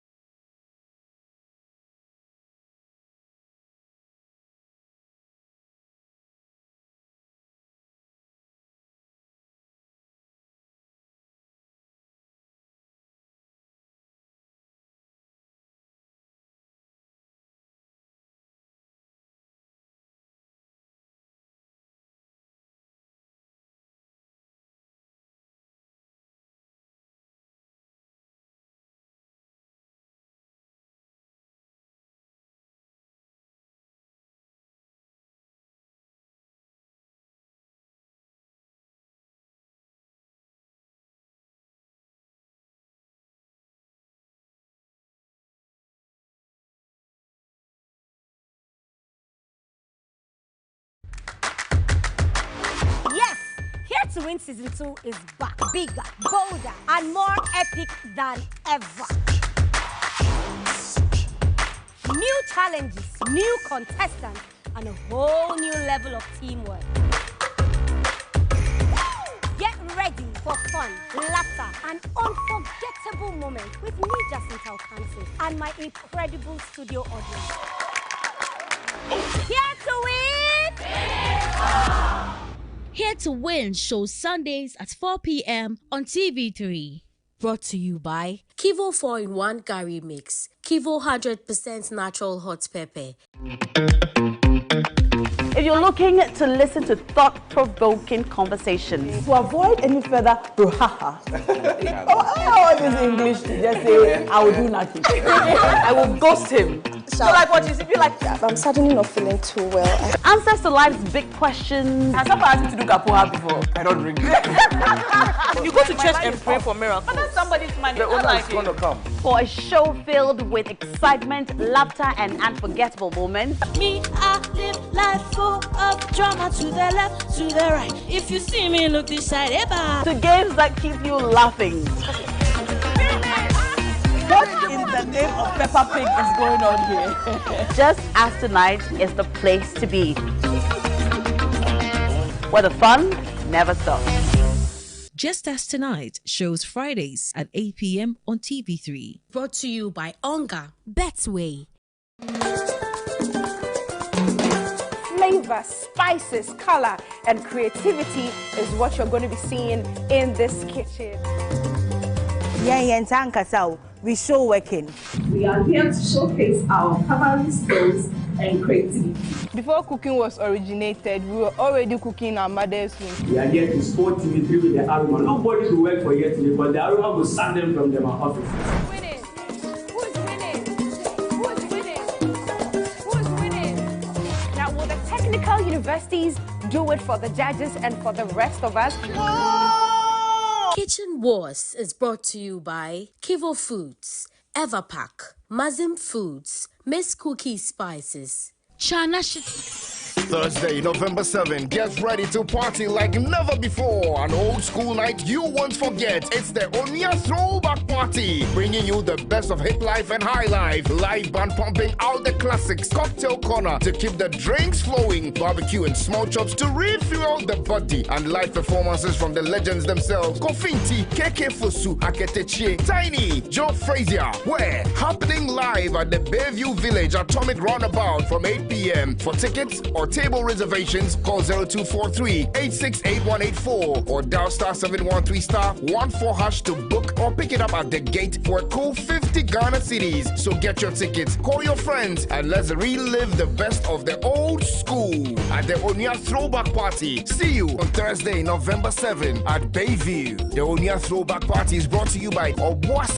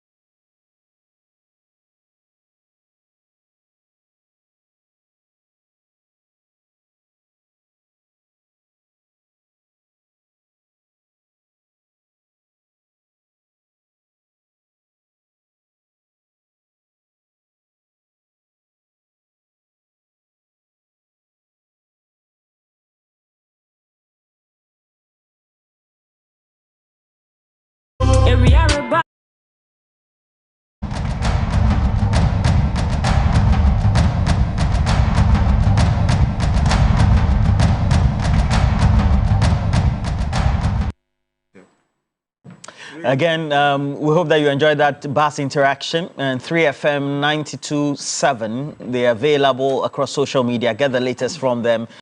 And you have that opportunity to also be part of that BAS caravan, I have to say, conversation they'll be having every Friday. And will be happening live on 3FM and across their streams as well. Well, again, let me encourage you. We have the mega jackpot when it comes to cash out, and so make sure you cash out big. Choose option 8. That's a big thing about it, because it's good that you are in a great position to get money credited into your mobile money account, and you also will be in a better position. Well, this morning we're here to talk about, if we can, at least 2 conversations so far. But our main conversation will be the latest Afrobarometer report, and this is coming on the back of an earlier one, which was on the governance side, and this one just talking about what the benchmarks are for the respondents, or those who were interviewed in that Afrobarometer report. And in that order, their priorities are unemployment, and then they have infrastructure, health, and the economy also comes in. But if you look at what has been the good side also for the latest indicators, it looks like Ghanaians want free SHS to be maintained. Over 80% of the respondents said that they want e-levy to be abolished. That's a big thing. And so we'll go into detail. Why are we having these responses? But you also know that across the divide, we've had some interactions on what the outcome of that ruling that has been made by the Supreme Court. So let me just introduce Ishaq Ibrahim. He currently is a lawyer, but also lecturing with the UPSA Law School. Good morning to you. Good morning to you. There's Ishaq Ibrahim. And good morning to your viewers. Great. I see today you're well attired. Yes. Are you on the campaign trail? Yes, I am. We are in the campaign every day. Oh, okay. And as you can see, the number one, we are not only going to be number one in the ballot, okay, but women will surely win the presidency. Okay. And he is going to be number one president. Okay. Yes. Okay. So, and then also joining us once again, Michael Safo-Kantanka. Good morning to you. Good morning, Roland. Good morning. Good morning to, and thank you for joining us as well. Yeah, okay, right. Movement for Pleasure, Change. yeah. What is Abilulu? Is that your Nikki? Yeah, that's my name. Okay, what does it mean? It's the name of a billionaire. A rendition of the Nigerian Abilele. So this is my Ghanaian version. I see. When did you take this name? In secondary school? Secondary school. Definitely. All right. Lawyer Kwame Jantwan is also here, also in yellow. Movement for Change. Good morning to you. Ghana will rise again. Mind yourself. Roland. Yes, sir. Bibichiri Majune. What does that mean in English? I have a worry. Bibichiri Majune. Something is worrying. Ishak just said something. Hey, and I'm wondering. Too early. Too early. Let me get it in. Okay. 2016, 2015. What did President Akufo-Addo say? Give me the chance, vote for me. Give me the chance, vote for me. Was Vice President Baumia part of that team? Did he say some? And if he did, where are we today? Is he not repeating the same thing? That give me the chance. Give me the chance. Give me the. Is it not the same thing? Well, the argument is that they are not the two are not the same. Two individuals. Has it got to do with individuals? It's got to do with teamwork. Sometimes the leader is very important. Number two. Let me ask another question. If it so happens that Ishak's wish comes true, tell me, the 58 million big hole, is that a cause of financial loss? Because we haven't seen the end result. The National Cathedral. Yes. Is it a cause of financial loss? If he comes, would he be able to prosecute those who? Because the National Cathedral was not in their manifesto. It wasn't a government thing. It was somebody's wish. And 58 million has been sunk in. Would he be able to prosecute at least two gentlemen? Yes, one after 3 years, but one currently, a former finance minister. And will he be able to cite his boss for causing financial loss? Number 3, the other thing which is quite material for me, all these manifestos that we are talking about, have they costed it? What is the cost of the promises being made by the NPP? What's the cost of the promises being made by the NDC? I think CDD has done some work. Yeah, but when you look at the numbers, they're talking about 13 billion for the NPP and then 18 billion. 18 billion for the NDC. In this time of financial crisis, where is the money going to come from? I don't understand. You're saying that we should go austere? I'm not saying we should go austere. We are in crisis. We are trying to get 3 billion from where? IMF. Where are we going to get 13 billion from? Where are we going to get 18 billion from? We should rather look at cutting back and look at those projects that are germane to push us forward. Instead of bringing new promises, not knowing how we are going to finance it, and then manifestos become a what? A wish list. And then you find that when they now come in, they deviate from the manifesto and do other things. At least be truthful to us. Anyway, the first manifesto was the Great Transformational Plan. So I don't know if you say that I wish. No, it's not a question. Abraham Maliba, good morning to you and thank you for joining us. How are you? Good morning. Yeah. I'm told a court has ruled that your Memphis Central candidate will not be on the ballot sheet. Yes. Or what's the thing? Or it's still you're going through judicial? Well, there was supposed to be an injunction application moved yesterday, and I think the High Court, as it were, decided that it was not going to grant that application. So, as it is now, she will not be on the ballot. That is what it means now. Okay. All right. But we also know that the Supreme Court had made a ruling subsequently. But let's have an insert so that I just allow them to have some 4 minutes of each, and then we can go to the substantive.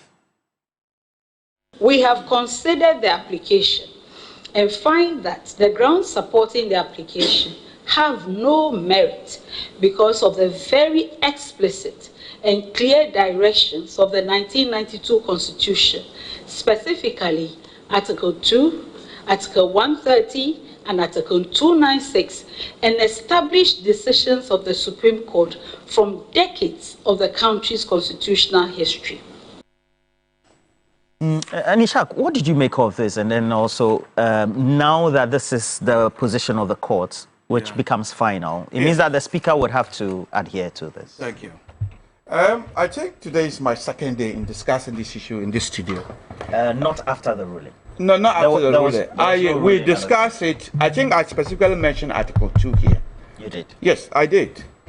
And I did mention that it's very unfortunate, but I might say that this Speaker of Parliament is the most lawless Speaker of Parliament I have ever seen. You see, the Ghana Constitution is operating under the supremacy of the Constitution. It's not the supremacy of Parliament. But even if it was where there's a supremacy of Parliament, we are not talking about decisions of the Speaker. In the Westminster Parliament, when they say supremacy of Parliament, it means the Queen in Parliament. If you look at A.V. Dicey lectures, it is a parliamentary decision voted by both houses, both sides. And when that decision is reached, then the Queen will just sign it. Then it becomes what we call a decision of Parliament. It's not just a mere decision of the Speaker of the Westminster Parliament. But our Constitution is different. It's the supremacy of the Constitution. And what it simply means is that all organs of government, the true organs of government, they draw their powers from the Constitution. And you have to stay within your power. And if you, as the Chief Justice said, Article 2 is very clear. If there's any disputes as to whether you have stayed within your power or not, anybody at all can go to the Supreme Court. The Constitution made it clear. You can go to the Supreme Court under Article 130 for the enforcement and the interpretation of a provision in the Constitution. And as is rightly said, under special tribunal ex parte accosa, if there are two rival meaning placed on any provision, then the Supreme Court will then seize with the matter to do it. The Speaker of Parliament, as we said, have taken the powers of the High Court under Article 99, as well as taking powers of the Supreme Court for interpretation.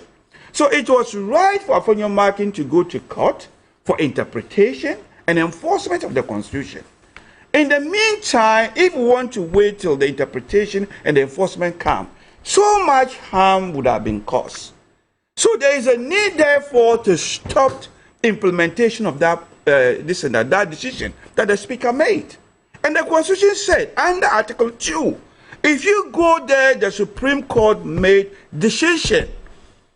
At least here they are not saying they have not dealt with the substantive matter, but they said stop. Yes. Preserve the status quo, and as people might be aware, I think this law is drawn from what we call the American Cinnamite case. I hope we all familiar with it as lawyers. The American Cinnamite case, I think it was decided in 1973 as to when can they grant an injunction or stay of execution. And it's very clear. It's a low bar. They're not deciding that substantive matter. So the reason for the question, and you have to just use a minute. Now, now we'll need Parliament to reconvene as quickly. Because, and if you remember, the Chief Justice even made a point, even though it was not related to the subject at the time, that the Parliament is not sitting. There's a constitutional crisis and all that. So how do you think we need to go about it? So Article 2 made it clear. If an order is made by the Supreme Court, you need to implement that particular order. And the Supreme Court is very clear. The status quo might preserve. You need to continue to do it. As quickly as the Speaker should have called Parliament immediately. You don't need a quorum to make that decision. You have to implement the decision straight away. So by this time, we should have been having the MPs recalled. Yes, it should have. Mr. Maliba, what observation also do you make, especially from the proceedings of the court, the ruling subsequently, and the actions that should have been taken by the Speaker thereof? So the Speaker is talking about Article 2. Now, at the time that not the Speaker, the Chief Justice is speaking about Article 2, I'm submitting that at the time the Supreme Court, at the time the writ was filed in the Supreme Court had no jurisdiction to hear this matter. Again, at the time the writ was filed at the Supreme Court had no jurisdiction. And if you have no jurisdiction from the beginning, you can't have jurisdiction in the middle of the case. Now, read Article 2.1. Read Article 2.1 for it. Article 2.1. A person who alleges A, an enactment or anything contained in or done under the authority of that or any other enactment or any act or omission of any person is inconsistent with or is in contravention of a provision of this Constitution, may bring an action in the Supreme Court for a declaration to that effect. So at the time Afenyo Makin filed his suit, what did the Speaker do? Did he do anything? Are you getting it? Did the Speaker do anything? So if your foundation is weak, your superstructure cannot be strong. You think the Supreme Court didn't... They got it wrong. Look, the fact that the Supreme Court speaks doesn't mean that the Supreme Court is right. It's just that the Supreme Court is the last court. And I have always said that. But for FIFA and CAF, don't you think that our government and the sports ministry have said that our sports stadiums were up to standard? The two issues are not coterminous. They are coterminous because if we had a superior international body, they would have been striking down what the Supreme Court does. Are you now understanding me? Because our internal activities in our courts are not subject to a superior international body, they get away with some of these things. So I have submitted again that the Supreme Court didn't have jurisdiction at the time. So you're that saying, the writ was filed. So you're saying that if it was back in the day where we had the Privy Council, we would have petitioned the Privy Council? Yes. To strike what the Supreme Court has done. Now, if the Supreme Court had no jurisdiction and went ahead to do what it did, must the Speaker... Which was? Which is to injunct the man. Must the Speaker obey it? Some say yes, he should obey it. But he then went back to court to have it set aside. The Supreme Court refused. I knew they were going to refuse. But what you are actually telling them was that they are not competent. The effect of setting aside what they did was to tell them that you are not competent. And who agreed to that? Which father will agree for his son to say, Papa, you are not competent? So the effect of Speaker's application was to tell the Supreme Court that you are wrong, you are incompetent, you don't know the law. They will protect themselves. So it's not as if because they rule, they did the right thing. Next point. Next point. So if the Supreme Court had no jurisdiction beginning, it can have jurisdiction at the middle of the case. That's my submission. The next one is Article 90 now. If both the Supreme Court and the High Court have concurrent jurisdiction, where do you go first? Must you just go to the Supreme Court? Yabua versus J.H. Mensah. The Supreme Court made this point very clear. Article 99. You go to the lower court before you can come to the High Court. Because in Yabua versus J.B. Dankwa, Yabua versus J.H. Mensah,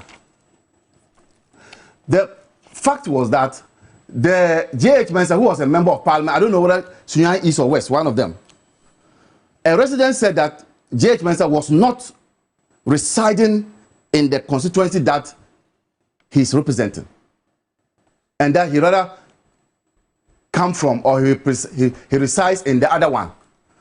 I don't know whether which one, the East or West. Can you tell me? Sunyani East. Sunyani East, exactly. So the resident said that he was from Sunyani West and not Sunyani East. And the Supreme Court made this statement dealing with Article 99, that you go to the lower court first. And that's what Justice Atuguba was saying, that it is the High Court that has jurisdiction. Now, then you add Article 115. The last time I made that point here clear, Article 115, where it says that a person who sits or votes in Parliament, knowing or having reasonable grounds for knowing that is not entitled to do so. I read Article 115. Yeah. 115. Okay, sorry. You're not reading Article 115. Okay. So it says there shall be freedom of speech. Okay, yeah. Debate and proceedings in Parliament. We looked at that last week. Last week. And I said we dealt with it here last week. What's that got to do with it? The point is that the Supreme Court could have... Because from what the lawyers are saying, once the Supreme Court is dealing with this, its amount overshadows whatever it is. Because it has the... I am saying that the intrusion, the Supreme Court's intrusion into Parliament... But the Supreme Court has the right. No. Because this is a very contentious matter. Let me tell you something. And I'll get to the point where you will be talking about how do we deal with this matter. This book, and I was surprised that the Chief Justice was saying that in the application for the judge to recuse himself. Justice Go. The Chief Justice said that it's a constitutional matter and not a political matter. Every lawyer knows that this constitution is both a legal and a political document. This document is both a legal and a political document. And who doesn't know that? And who doesn't know that the matter we are dealing with is to benefit either the NDC or the NPP in Parliament? Who doesn't know that? Are you saying that the Supreme Court should have taken that into consideration? And ask the man to recuse himself. Irrespective of the substantive matter that was before it. The substantive matters, he must also recuse himself. This one, and there's a substantive matter. So, let me tell you, the solution is not in what we are doing in court. And let the court stay its hands off. This document, I've told you, is both legal and political. There are some issues emanating from this constitution which you can use legal means to deal with. There are some matters emanating from this constitution which you can use a political means to deal with. This particular one can be dealt with by political means. And yesterday, you saw a Council of Elders. Council of State. Council of State. You saw the Council of Eight meeting with the Speaker. You heard Chairman Saboso saying that if he were... He didn't say he were. He said what was the norm. What was the norm? Was that so the leaders would have resolved this... Exactly. In chambers. Exactly. Before it comes to the plenary. Does that buttress my point of using political means to deal with this matter? Are you saying that the Supreme Court should have taken note of that? Note of that. There are some matters when they happen, Parliament has the capacity within itself to deal with it. Now, we've gone to court. The court has ruled against Mr. Speaker. Mr. Speaker to adjourn the matter, Sinidai or Sinidai. Some say Sinidai, some say Sinidai. Yes, depending on which country. Which country you come from. It's either Sinidai or Sinidai. And then what it means is that indefinitely. Now, Speaker 2 is within his right, as it were, to adjourn Sinidai. Now, but this order means that it has overriding consideration. You don't understand. No, okay, but me, I'm not. You understand? I'm saying that the court has spoken. Mr. Speaker 2 has adjourned and he has spoken. What he has also done is within the law. You people. You understand? Now, let's assume that we're going to lose a legal platform to deal with the matter. When Speaker returns and calls Parliament, the NDC too walks away. Speaker says that I don't have the numbers to take the issues. Are you no, I'm telling you that. I'm telling you why we cannot use legal means. Because there are human beings involved who have to take political decisions. Just as how you couldn't use the court to deal with the Yalna, the Gong matter, and we deal with it culturally and traditionally. I'm saying that the court should stay away. Even the Baku issue, there's a substantive legal issue to even it, Baku, there's but a the human beings themselves. The court, I want to say is that, and then everybody hear this, the court can make pronouncement, but would the human beings agree to it? And I've given examples. Now, if the Supreme Court, Mr. Speaker, calls Parliament back and NDC walks out, which is also legitimate. Are you saying the NDC walk out? I am asking you, I'm telling you. Didn't the NPP walk out? And when the NPP walk out, was a decision, were we able to take a decision? No. That's why the adjournment took place. NDC too walks out. The NPP alone cannot do anything. So, the point is this. Let us use the political solution to deal with this matter and leave the legal solution. The legal solution will not deal with this matter effectively. Okay. And then, Mr. Kantaka, it's good that you and I are not lawyers. At the end of the day, in my irrespectful, considered view, so to speak, if I can say that, you know, what does it mean? Because you were a member of the NPP before you joined Alan. So I'm thinking that in their constitution, of course, the national constitution overrides is the supreme law. So I'm thinking, so what happens? They'll go to Congress or conference, and then they will amend it in 3 years or 2 years? Yes. Well, thank you. I think there was some form of a crisis because of... Because I'm asking this based on what the objective finally is when the Supreme Court does that. I want to believe if really they want to push through this mischievous position, that's the NPP, then eventually they would have to review their constitution, the party constitution. Why do you call this mischievous? Well, I call it mischievous because it worked for them previously.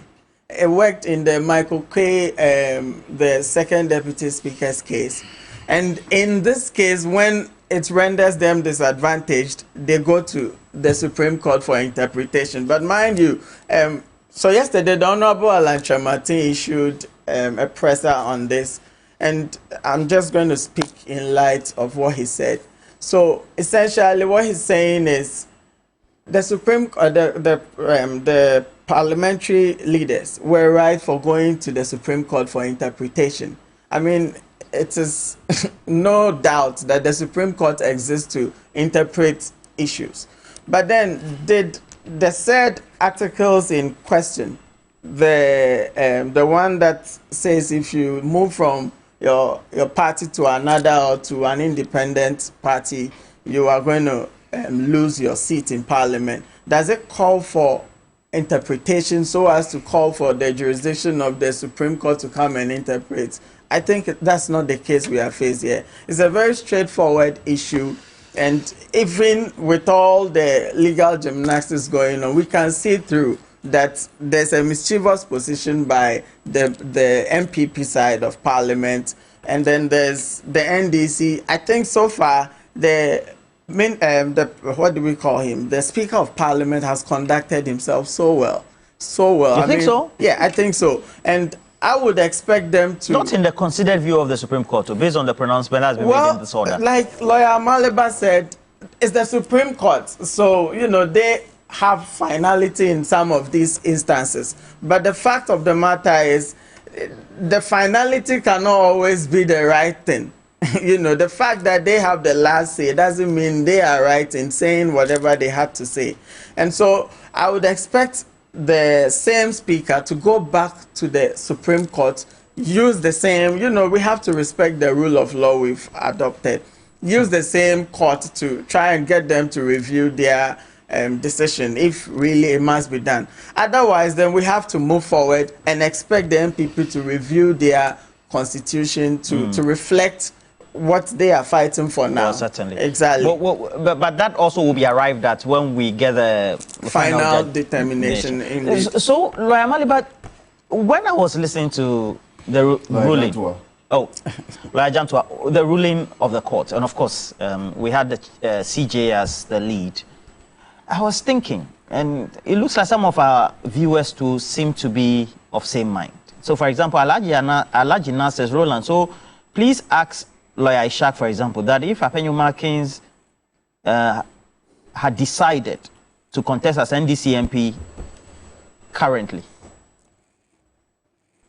not cross capital, because if you look at the main objective, the argument is that the member of parliament should stay in the current parliament because he was voted for the current term. So, very good. Please take your constitution. So, let's not use Apenyo Markin. Let's say the Fomena MP, after having gone independent, decided that he wanted to contest as CPP or NDC in Fomena, knowing that he has a base to win. So it means that he will be contesting as NDC MP and be second deputy speaker for the term and will be allowed. So let's say that happens in the early part of the term, let's say by the 3rd year, because within we have 1st year, 2nd year, 3rd year, and 4th year. By the 2nd year, the officers would have been known, and people's positions would have been known, and he decides that he wants to contest as an MP in the next election. Whilst in this parliament, he's representing himself as an independent candidate. So what will be done then? Will he be allowed for the next 2 years or the next 1 year to be sitting in the House whilst he represents either NPP or NDC? You see the confusion? No, there's no confusion here, because the Supreme Court seems to be... I could be wrong. According to the Supreme Court's dictate. But I feel, when I go to 97, a member of parliament shall vacate. Shall vacate. The shall is mandatory. And then when you go to H, on the face of it, it says, if he was elected a member of parliament as an independent. The former MP was elected as a member of parliament as an independent, right? True or false? True. Then he goes on to say, independent and joins a political party. Are you saying the Constitution should have read and will join? I'm not saying that. I'm taking it from the mandatory part of 97. It says shall vacate. And I'm trying to find out, when you look at the context of H, it says, if he was elected a member of parliament as an independent candidate. The former MP, he was elected as a member of parliament as an independent candidate. No be so? And joins a political party. Has he not joined the political party? Right or wrong? What does the Constitution say? Shall vacate. So for me, it's clear. Yeah. For me, it's clear. I don't see any other interpretation to this. The question is whether it should vacate now or for the next one. Now. How do you know he's going to win the next one? Is he God? Will he be able to tell? It's an MPP stronghold. So let's go to the MPP constitution. What does it say about people who, what do you call it? No, but they have followed what is in the constitution to do their own. Yeah. It is absolute. You are out. So what's the difference? Let me ask a question. The speaker, in giving his information, cited certain things that he used. I expected the Supreme Court to clarify Honorable Michael Quay's situation, where they said the MPP brought a petition indicating that the former MP was no more in the party. And so, what happened? Did he not stand as independent? Was he not taken out? True or false? Number two, I expected the Supreme Court to clarify Adwoa Safo's situation. But this is not they are not looking at this is just for the order. Those were not before them. It was not before them, but it would have helped, wouldn't it? While they are taking the position to strike it out. You see,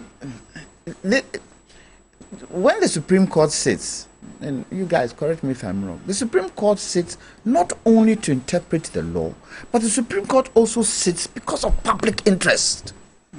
And that public interest has got to do with some of these things. Clarify it for us.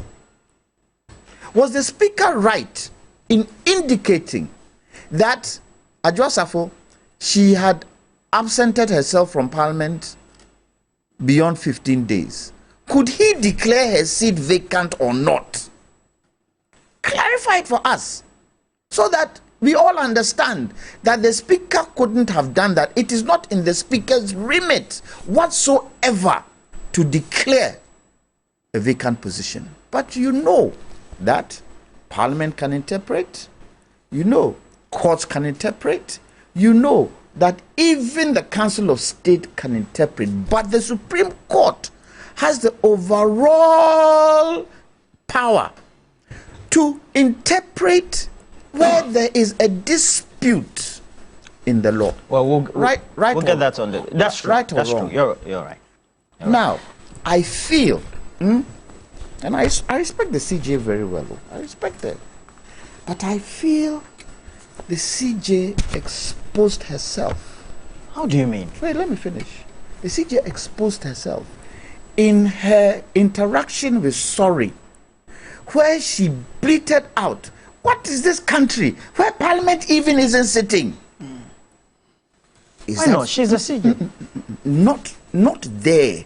You don't express your opinion in that environment, even if that is what you think, because the Parliament is a law upon itself. So you stayed the action.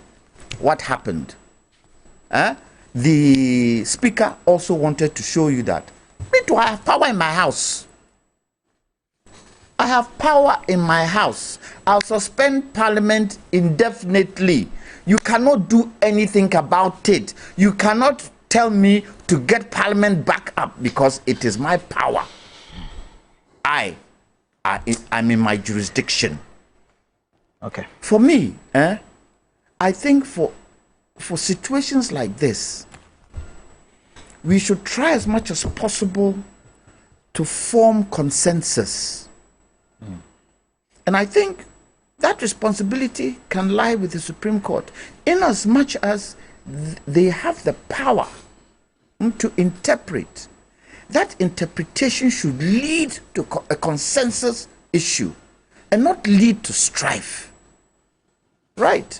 Maybe based on what the Supreme Court said, the Speaker has now indicated that Parliament will be called in when?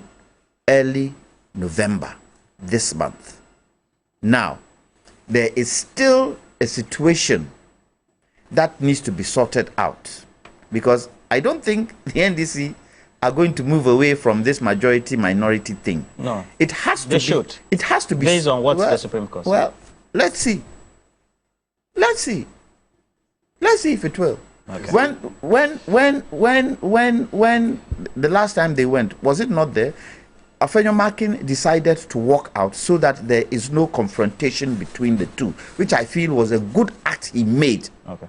In terms of at least walking out, because he did indicate that NDC, they are friends, we are brothers, we are this. So are you saying that the NDC too can also deliberately decide that we disagree with the position, and as a result of that, they will indirectly decide not to? Can they? And as Amaliba rightly said, it is a political issue. All these things going on has got. So they'll just come and then they walk out. It's tied into politics. All right. And we've got to be able, and I'm glad that the Council of State have met the Speaker. If for nothing at all, we've got to get to a point. And look, this whole thing, really and truly, in as much as there is some ambience on the NDC side for bringing it up, there was no way, if these MPs were thrown out of Parliament, there was no way that we could have a by-election, considering the time. But you see, the other side of the coin is that there were others who were denied representation in Parliament for a whole term. Absolutely nothing was said about it.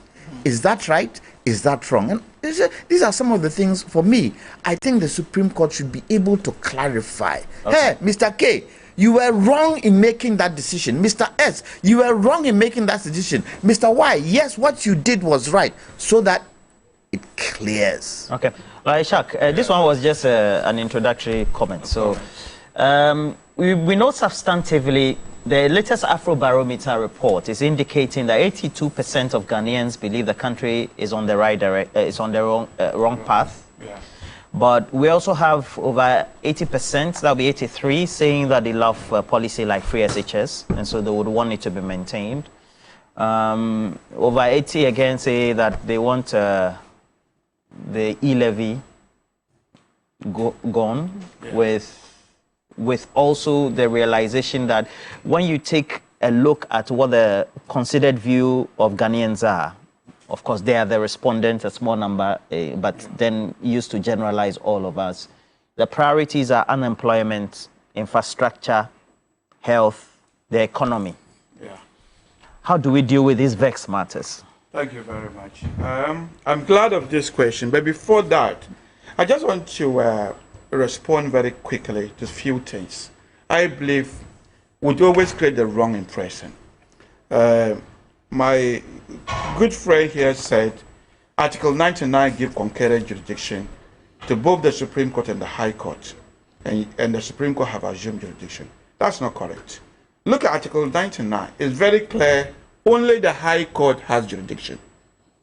Efenyomakin went to the Supreme Court not based on Article 99. Article 130. 130 is what they went. They should have taken considered view of 99 so that they gave concurrent jurisdiction. He even went as far as using Judge Mensah, going and they said no, if the Supreme Court has a concurrent jurisdiction with the High Court, you go to the lower court first. But that's not what happens here. Efenyomakin went to court. He made it very clear under Article 130 for the enforcement and interpretation of the Constitution. Let's get that right. Otherwise, we'll be 130. Yes, 130 for the enforcement and the interpretation of the Constitution. Enforcement because the Speaker of Parliament have taken powers under Article 99 from the High Court. So he's not going because of Article 99. He's going to enforce Article 130 to enforce the Constitution. So that's how we need to get it clear. So it's going to mislead Ghanaians. Another one is that the Supreme Court is not making the order to interfere with proceedings of Parliament. The order is made to enforce the Constitution. And they have that power to do that under Article 2. So that's how we need to clarify it. When we do that, we confuse Ghanaians. And then they hear from this lawyer, they hear from that lawyer. I think when it comes to constitutional law, please, we should try as much as possible to really get the expert who will help more than the rest of us who are politicians, who have self-interest can then come. Otherwise, we are just polluting the whole atmosphere. People who are non-lawyers, they get confused. So having clarified that side need to be clear. It doesn't concern Judge Mensah's case at all. Article 99 gives a complete because you side with the Supreme Court. Yes. Because you side with the Supreme Court. Please go ahead. Okay. So having come to you, you said Afro-Barometer report you've mentioned. I think the first thing you mentioned is that they said the country was going towards the wrong direction. Over 80%, yes. And then majority approve what they call it, the free SHS. I think there was a third one you mentioned. Well, they want e-levy. E-levy abolished, yes. Their pressing needs are I will address I will address the last two later. But as the country is going through the wrong direction, I can understand what they mean, but it can be explained within context. You know, when the COVID-19 hit the whole world, everywhere there was a struggle. And the president made serious. Are you also back with COVID-19? I thought you Let me come. No. We have to always explain things in a context. The Afro-Barometer is saying because of difficulties, it's why some Ghanaians said it's running through the wrong direction. Is that not it? But if you can explain the causes of the difficulty, it can give some explanation. You might accept it or not, but majority, I believe, will accept it. If you compare it to the last administration, you can understand the context. And you also have to make a comparative analysis. Ghana is not an island on its own. It lives within the international community. Now, when COVID-19 hit, the president gave a very important speech. And I believe it was an important speech. And almost every head of state was trying to say, which way can we, what are the strategies to make sure that people do not die within our jurisdictions? The president said, we know how to bring economies back to life, but we do not know how to bring human beings to life. So what he was telling us is that I was going to prioritize human life over the economy. because that is our prime, what they call it, objective to do under these circumstances. Some countries prioritize the economy over human rights. A good example is Britain. I believe they prioritize economy over human life. See the number of deaths that occurred in Britain, Italy, Brazil, United States.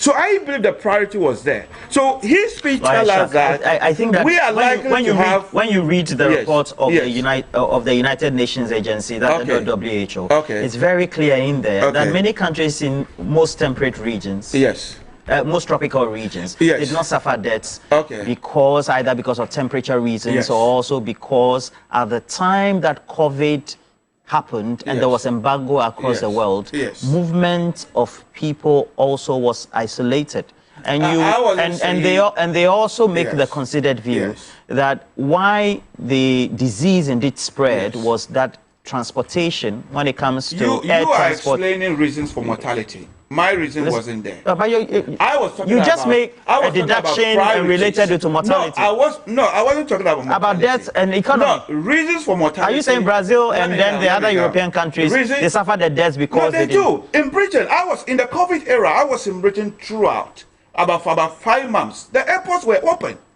If you go through Heathrow Airport, Gatwick Airport, initially there was no controls.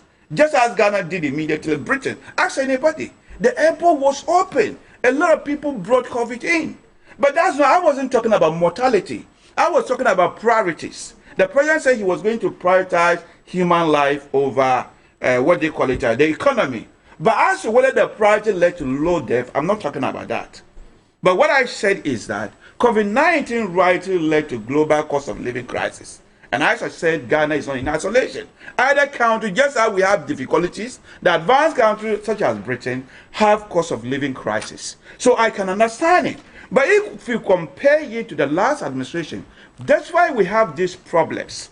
We still did better than the last administration that John Mahama left. John Mahama left when he had taken out to the IMF. The inflation rate was about 14%. And when we came to power, the NPP immediately brought it down to 7%. It was 7% before COVID-19 hit us. So you check it. But what I'm saying is that I'm not denying there are difficulties. No. But what I'm saying is that our difficulties can be explained. And right now we are beginning to get good news. Because, as you said, Moody and other credit rating agencies have given us some good ratings that the economy is beginning to pick up. So I'm going to just urge Ghanaians, let's be patient. We'll soon have good news. The economy is beginning to grow. How's the economy picking up when you have restructured your debts? You've prioritized the payments of your creditors for later. Are we the first government to restructure the economy? When during the 1998-2000, e-levy was introduced as part of IMF policy. The NDC introduced e-levy.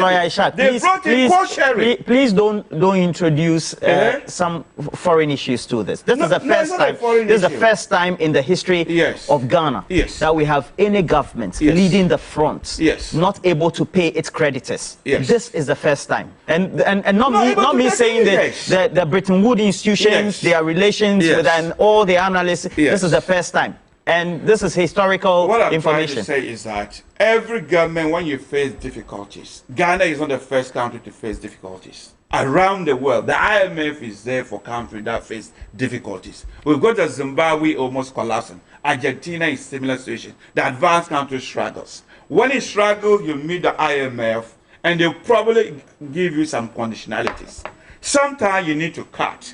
What I'm saying is that, yes, I agree. As part of the NPP strategy was to do debt restructuring.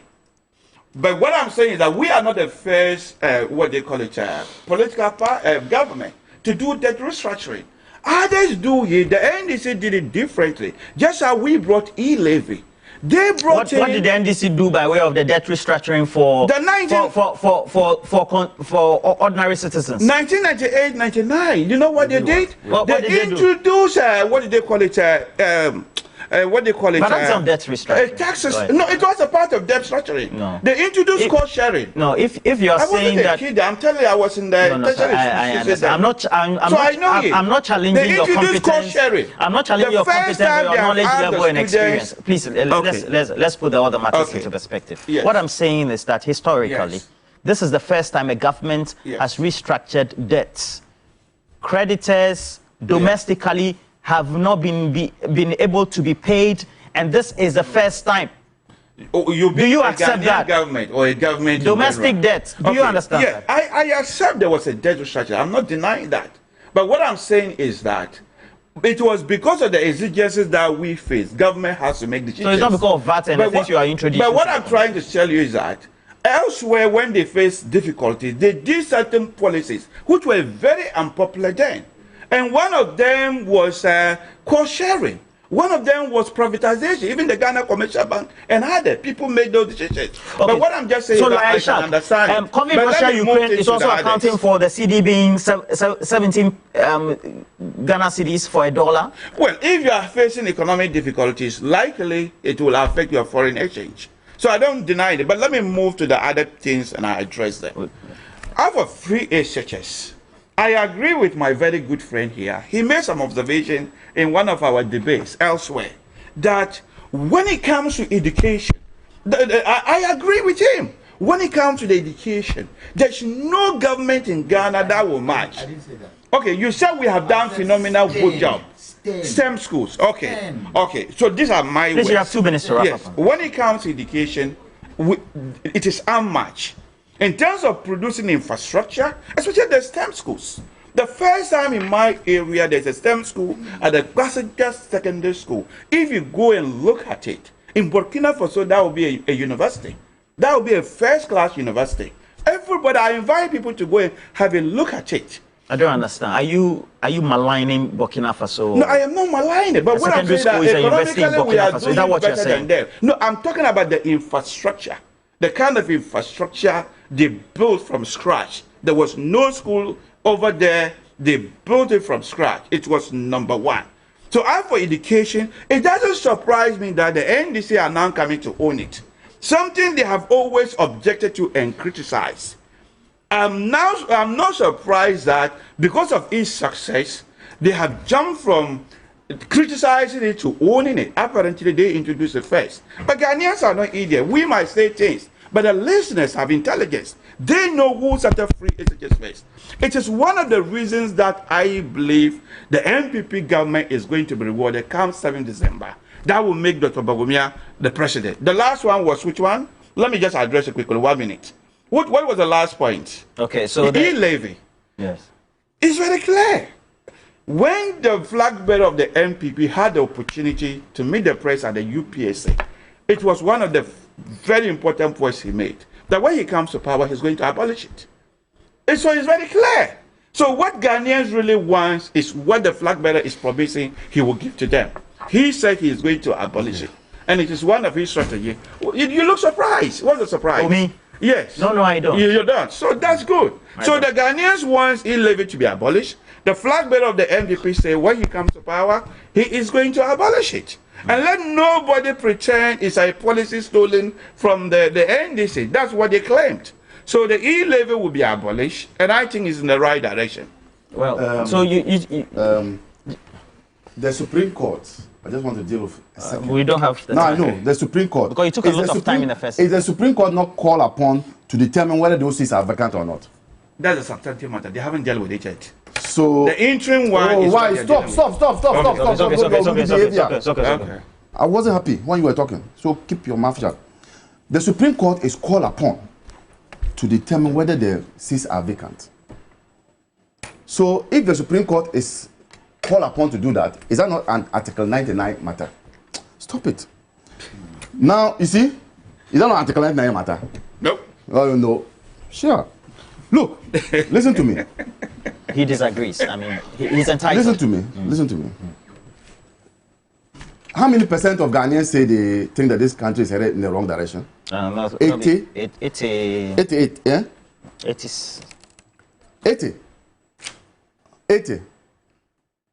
82. This figure should have been 90%. You don't determine that. Ghanaians do. I know. Your voice pop from Johnny just this morning. In the car, yeah. In the car. In the bus. You just this morning. Ordinary Ghanaians, yes. Ordinary Ghanaians who fly Medina to Accra. That's the ordinary Ghanaians. Some too come from Labadi to or some Accra. from Somanya, they continue. From, What were they saying? Then now you sit here and you look in the face of Ghanaians and throw mud at them and say that it is because of e-levy. It is because of COVID. How is that spiting them or throwing mud? COVID brought huge sums of money to this government. Tell me that I'm lying. World Bank, IMF, even they broke into the Bank of Ghana vote that they want to deal with COVID. Huh? Tell me, what did they do with that money? Is that not that money they shared like granules to their pieces? Why? Under COVID, didn't our revenue go up? Our revenues went up. We exceeded. Yes. But it was a revised target. It doesn't matter. Target is target. We exceeded it. Isn't it? Isn't it? We even had surplus in trade to be good. So what is he talking about? COVID is what it is. Is it COVID that told them that they should take people's pension monies, old ladies' pension monies, and to the extent that the former Chief Justice had to go and demonstrate? Was it COVID that told them to do that? They have no remedy for this country. These people have come to their waste points. The continuation of this administration is a clear indication that we are going to continue to suffer. I said it here last week. You want to continue with the NPP, then you want to continue suffering. He talks about why? Aren't we suffering now? Isn't the economy so difficult? Well, Ghanaians are only saying that 82%. I'm saying that haven't they, the rating agencies, haven't they downgraded this economy to a junk status? So, what is he talking about? What is he talking about? This e-levy thing. We were told by senior members of this party, Kojo Ponkuloma is one, John Boyd is one, that Dr. Bawumia was neck deep in the formulation of the e-levy policy. I think Kojo Ponkuloma said that the vice president did not favor taxing young people. Wait, I was advising. Check it. At the meeting. Check it. He did what? At the meeting, the economic management he did not do what? That they shouldn't tax the poor people in poor brackets. And he said that the vice president was part of the team. Yeah, the decision making that brought about e-levy. But he said that at the meeting. Are the people of Ghana saying they want the whole e-levy to go, or they want what to go? What are you choosing and picking within the e-levy? What is the people of Ghana telling you? What are they telling you? They don't like it. They don't like it. So stop doing this pick and choose that he didn't agree to something he did. That is not the matter. Let's go according to the Afro Barometer. They didn't say that 80% of Ghanaians picked that they want the levy to be this or to be that or to be careful in this way. They said they don't want the e-levy. And I'm saying that Bawumia crafted the e-levy with his economic management team. How can the same person turn around and do a 360 degrees and say, I will cancel it? You are saying that because he was head of economic management, he cannot say that. It's not because of that. He took part. Because he took part. Say that. Say that. Say that. So my point is that Ghanaians cannot believe such a person and will not believe such a person. If you don't want mosquitoes, when you see it in my house, kill it. If you don't want mosquitoes, you see it in my house, kill it. Don't be killing mosquitoes alone in your house. Your issue is that you don't want mosquitoes. Are you listening to me? So wherever you see mosquitoes, kill them. Bawumia said he didn't like e-levy. But when the e-levy was being crafted, he took part in it. Are you listening? So how can the same person now turn around and say that I would ensure that I abolish e-levy, and you believe him?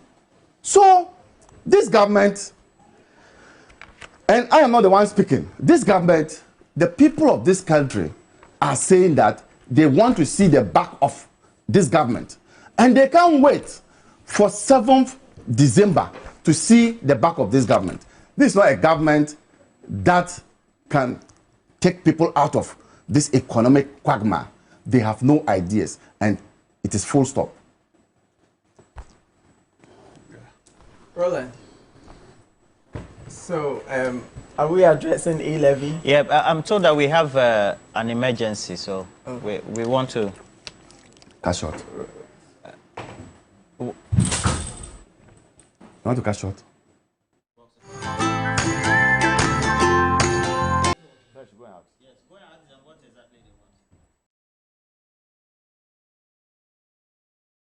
Guys, the way job no day this country is like, if I plead pay and they go your kids straight. I hear say brothers they do 2 to 3 jobs for that side. Oh, Kofi, I agree with you. My bro will complete university like 4 years this. Still they search for job. He rep application like 200. All for water inside. He for straight safe. Guys. All this unemployment where they go on for this country inside could be sorted out by John Mahama and the NDC's 24-hour economy policy. Easy. How you go do Simple. John Mahama and the NDC say them go encourage and support certain businesses, make them operate 24/7, preferably on the 3-shift system of 8 hours each, by creating an enabling environment that will promote productivity, competitiveness, and well-paying jobs for us after school. Good. But men, make a busy question. We can companies and businesses with John Mahama and the NDC they refer to. The 24-hour economy go primarily but not exclusively focus on agro-processing, manufacturing, pharmaceuticals, constructions, mining and acquiring industries, leisure and hospitality, the sanitation and waste management, digital startups, business process outsourcing, retail centers, financial services, modern markets, transportation services. Some public institutions like the what they be say, there are no limits to companies and businesses will go benefit from the 24-hour economy policy. Mensa. You sure say this 24-hour economy system go fit? Kofi Pa, no be you where right you talk say menace they work 2 to 3 jobs for Yonki a day. So how you figure it happen? Word. The 24-hour economy, they happen for UK, France, Germany, Sydney, even in South Korea. So it will happen for you. See. This idea be very sweet. I'm not gonna lie, it be very sweet. But people they carry one district, one factory, planting for food and jobs, moving from taxation to production. Where these ideas all pass, you all 10 beans. That be me my problem. Trust. Guys. Make you not forget say or see a day your John Mahama and the NDC will build the gas plant.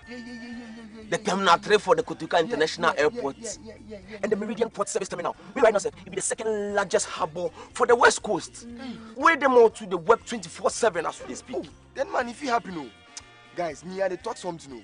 For trust there, John Mahama they stand to among all of them. Vote for John Mahama, the nation builder, and the NDC for a 24-hour economy. Ejuma Pankwa.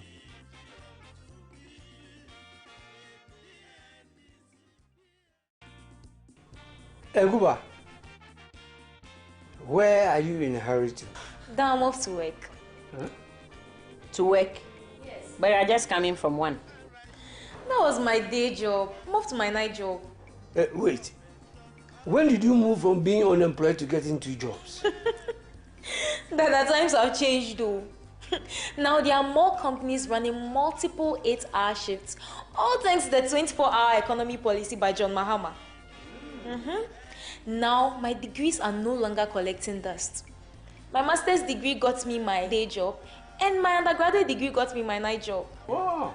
Ekuba, but won't it be dangerous coming back home late? How will you get home? Ma, rest. Come and see security personnel everywhere. Now, there are well-regulated and well-monitored private security companies running all around the clock activities. There are also food vendors and drivers everywhere. It's practically day at night. Everyone is making use of this 24-hour economy policy. Wow. Ekuba, I'm happy for you. But if you should take these 2 jobs, how many will be left for your friends? Ma, 24-hour economy policy in tea. Ejumanu, Minyabi, Kofi Beyebi, Salifu Beyebi, Enyunyam Beyebi, Obia Beyebi. Am I too old to take on another job?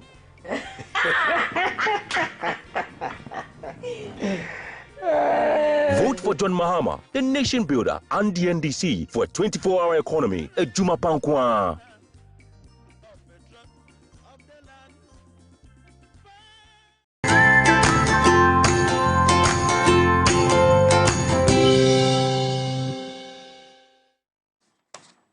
Well, so it was not an emergency. Sorry, I apologize for that. And we just had to go for a break. And so we're back from the break. And Sakatanaka, you were making a Roland, point. thank you. Related to the Afrobarometer and then the right. submissions that have been made. Yeah, thank you so much. Just a minute, let me take a few seconds to do this. On Saturday, tomorrow, we are doing a walk here in Accra. We meet at 6 a.m. at the Obra Sports Circle. Yeah, it's very important I do this because I may not get it. They buy a time on. We'll come and buy, don't worry. I mean, so we are inviting all the Yellow Army faithfuls, come and let's do this, let's walk for victory. Now, the real issues on the ground. Roland, everything the Afrobarometer report says... It's true? It's true. And it's only a documentation of the effects of bad governance. Everything in there, number of people saying, what's the percentage? Is it 70? 80. 80. Saying the country is headed in the wrong direction. 82. 82%. It's only an affirmation, a documentation of what is happening, of the real issues on the ground. Now, everybody is suffering. Everybody. Earlier on, I opened how much electricity I bought for October, and it's marvelous. Someone who was paying, myself personally, I was paying 200 cedis every month for light. When? All these months, from January to Oh, just this year matter. I'm telling you, just so Roland, January, Safo Kantaka. I was paying 200 every month. Because of the app, there are records. But just last month, October, it shot up to 540 cedis. Are you sure you're telling the truth? Look at it. That's the app. This is for October. Everything you buy, everything. 540? Yes, there are records. Wow. That's 300. I'm telling you, 340 cedis extra. So the struggle is real. The hardship is there. Now you ask NPP for solutions, and they are like free SHS. Like, you have to respect our sensibilities as Ghanaians. You have to cut us some slack. You have to make Ghanaians feel like we've handed our powers all to you to change things, to fix things. You ask them to find some solutions out of the economic mess. We agree there's been Russian-Ukraine war and all that, COVID. These were catalysts.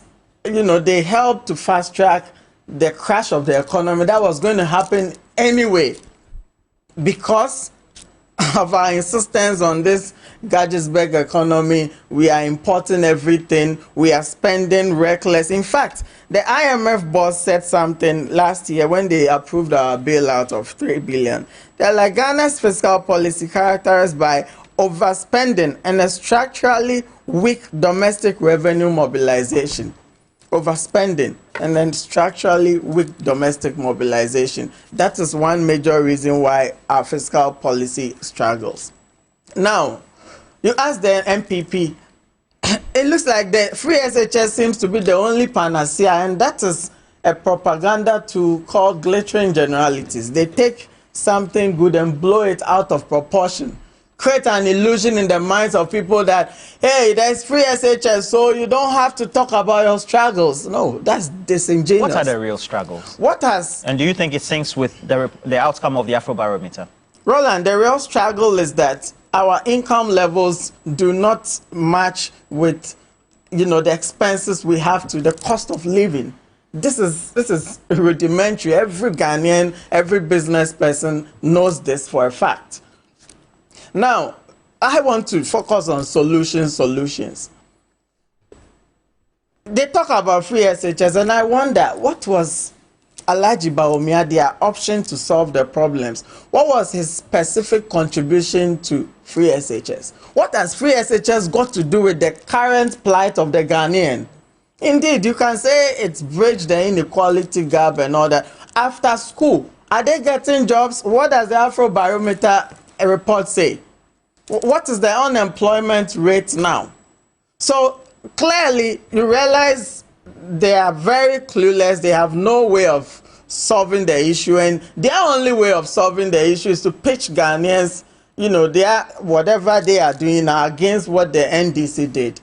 Well, they have a manifesto. Have you read the manifesto? I've gone through that. Now, what they do is they only project, okay, we have done more than the NDC. People are struggling. People cannot pay bills. They are telling them you've done more than the NDC. If the NDC was that better, would we be voting them out with an overwhelming over 1 million votes in 2016? The same John Mahama who took us to IMF without COVID-Ukraine war. You are now saying you did better than him, so we should vote for you again. No, when you have also taken us to an IMF regulation as we speak. Under John Mahama, we saw a freeze on public sector recruitment. So clearly the two parties, the NPP and NDC, they've proved their way of ruling this country is not progressive enough. It's not building anybody. You are an offshoot of the NPP that you criticize. And Alan Tremantin is on that. Now, that's why at the end of the day... I'm not... No, if I may, your time is up. Let me you use it to do adverts and then your time is up. Alice, let me now, Lawyer Jantwa, what's your considered view about the outcome of this? Does it match with the realities in terms of the human index of the ordinary Ghanaian? When the NPP came in, before they came in, they said the government in power was incompetent. The government in power didn't handle this country well. The finances of this country, there's nothing there. So vote for us. Operative word, there's no money in the coffers. So Ghanaians said, we'll vote for you. It is the council committee. Yes, we'll vote for you. How come 8 years after you've been voted for, there's still no money in the coffers? You came and said to us that the other government, they didn't do right. We will come and do right and make Ghanaians happy. Make Ghanaians, you know, live well. There's no money in the coffers. Why? Number two, what is the debt level of the country today? When the NPP came in, what was the debt level? What is the debt level today? That debt level reflects into the pockets of Ghanaians. It was 122. 122. Now it's over 769 billion. And counting. And so, you had quite a lot of money to handle this country's infrastructure and finances well. What happened? What went wrong? Number three, free SHS. Free SHS. What is the end result of free SHS? Is it linked into when students finish tertiary, finish university, is it linked into a job? What is the trajectory? What is the plan? What is the value chain in terms of free SHS? But Ghanaians say they love the free SHS. Wait. That's the reality. Wait. I'm not, look, I'm not castigating free SHS. Okay. I'm looking at what is the trajectory, because definitely free SHS will increase enrollment. When it increases enrollment, it's going to increase enrollment down the value chain. And then take care of those who cannot pay. Exactly. It would increase enrollment through the value chain. So you get more students going to university. You get more students going to all the different institutions. After that, what happens? Is there employment at the end of the day? And that is what we are experiencing today, where a lot of young people have finished university and there are no jobs to go to. Isn't that what it should be? Have they been able to achieve it as a party? Look, this government going to IMF has made Ghanaians much more poorer. And one of the elements that this government is running away from, Ishak and his people are running away from, is the fact of personal interest. I don't understand. What do you mean you don't understand? What do you mean you don't understand? Finance minister, was his company not earning from the loans we were taking? Yeah. Is that not personal interest? Is that not conflict of interest? And when we said there was conflict of interest, what did they say to us? It can't be. It can't be. Look, I'm not sure whether the Afrobarometer questioned the personal interest issue. They didn't. I hope they did. How many Ghanaians feel that this government has rather looked more to themselves than the country? How many? A lot of Ghanaians will tell you the personal interest is killing this country, and it is more seen in this particular government. But that would be perception. It cannot. I quoted you one. Is it true? What I said, is it true or false? What I said about Kenofurata, is it true or false? 58 million in a big hole. Is there no personal interest in there? Is there no personal interest in there? There is. Have they been able to come to us? Has Bawumia been able to tell us about that 58 million that they've sunk there? Has he been able to say anything about it? No, he's quiet. And I do agree. He feels if he tries to attack the economy, he would have nothing good to say about it. All right. You have 2 minutes to wrap up on this. Thank you very much. Just 2 minutes. Okay. Yes. I think whether we are moving toward the right direction, I've already explained in the context. Another context, I don't know when this Afrobarometer report was done. If it was also done covering the period that we are having this parliamentary crisis, created by this lawless speaker, I think it further explains why we're having this problem. It's a manufactured crisis. No, but it's okay to say lawless speaker if it's lawless. The Supreme Court has made clear order under Article 2. He said he will not obey it. He is manufacturing crisis. So he's a lawless speaker. But having said that, as I said, the economy is beginning to pick up. We know Ghanaians love the free exchange. It's for this reason that when we come, we are going to further strengthen it. And with the NDC saying they will review it, and we know their vocabulary, their review means cancellation. So if Ghanaians really want it, they have to maintain the NPP there. Mr. Janjo asked a right question, that where would these products be going in their way forward? This is for the reason we have this manifesto. Manifesto for bold solutions for jobs and business. The Vice President has promised 3% of GDP is going to be moved to the private sector. No country, if you see the advanced country employ citizens, it's not the public sector. You can only employ more people if you expand the private sector. It's for this reason that 3% of it is going to be allocated to the private sector. And also, we are going to restructure the taxation systems, flat rate tax, and to capture more people into the tax revenue. This is the strategy for the way forward. 2 minutes. Wrap up on this. What does it mean as we go into the election? 2 minutes. Well, can you trust Bawumia and Napo? And let me say they are the most weakest pair of presidential tickets that NPP has ever presented. It's the voters who determine that. They are the most weakest, the two of them. One speaks carelessly, the other one lies. You can't present them to the outside world as people representing Ghana. Look, you remember, Bawumia blamed the GRA. There was a time Bawumia blamed GRA for high taxes in this country. Little did we know that Bawumia and this government were setting the targets for GRA. The GRA workers came out to expose Bawumia. The union, you remember? The union. So these people, fuel prices, as we speak, can you compare fuel prices as at the NDC time to now, look, the ordinary Ghanaian knows that this government is the most insensitive government Ghana has ever had.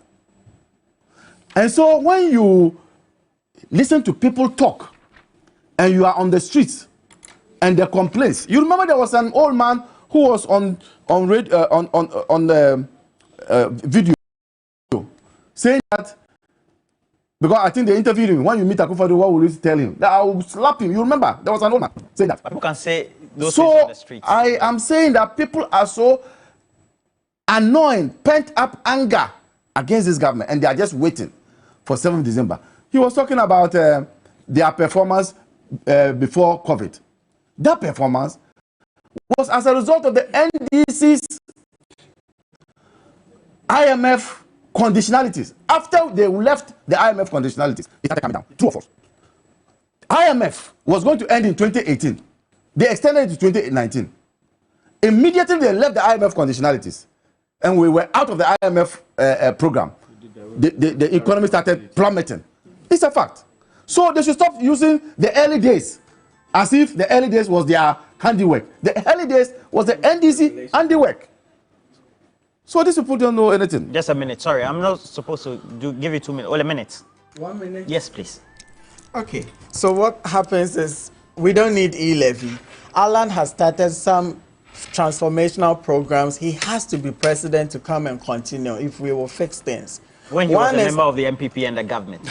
Well, of course, but then, like I said last week, that you his policies were all-encompassing. They were beyond partisan consideration. So, for example, if you look at the African Trade Forum report for 2012, then Alan was not even in government. What happened was they created a pathway for the creation of the Intercontinental Free Trade Area.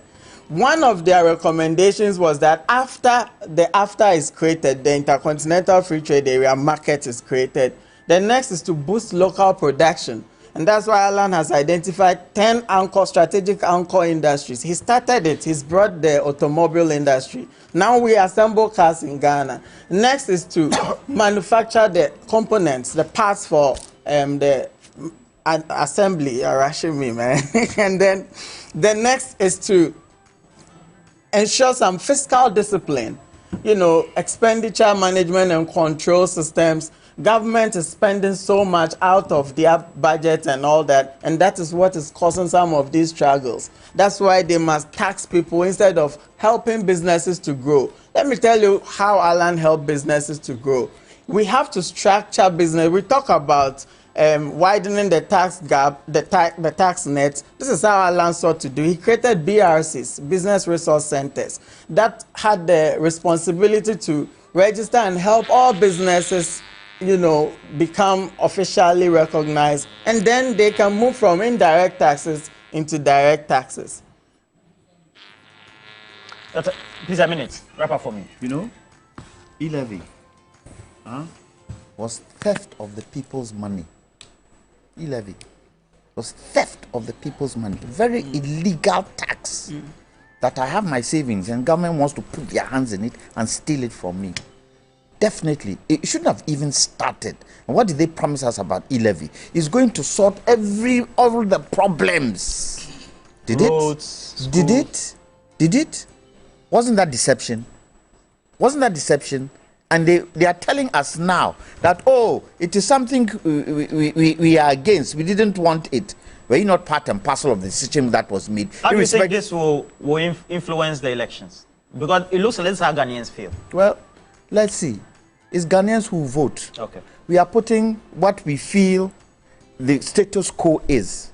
It's up to Ghanaians on 7th June to decide, or 7th December, to decide who they want to rule. It could be that they would vote for Baumia. It could be they would vote for Chemati. It could be they would vote for what? It could be they would even vote for my own Nana Frankuma. But on the day, it's when we will see. It's not for me. Was it not the NDC that first said it will abolish e-levy last year at Kempinski Hotel? All right. Then so they saw it and also copied it. Let me just try and tell you that we have cash out goes with the shortcode *439#. We'll be doing the draws while we're ready for the draw. This one is coming from Landlord Borga D Line says for almost 8 years, all the government's appointed officials, all they talk about is free SHS, etc.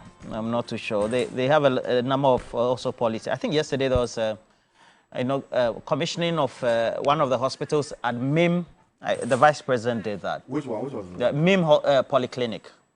It's been commissioned by the vice president. Now, can we do the draw? It's not one of the agenda ones. It is. It's not. All right. So the first winner taking home 2,000 Ghana cedis. So we have various categories. Charlie, star 439 hash 20243823, and that's the number. So that's the first draw. Are we doing a second one, or we're going for a break? All right. So thank you, gentlemen. All those who sent me messages, thank you. I have this one from Master Planner Kentampo. It's a e-levy is part of this year's budget. So if government cancels it now, where do you expect the government to get the needed revenue target, etc.? So we have as well. So Anthony.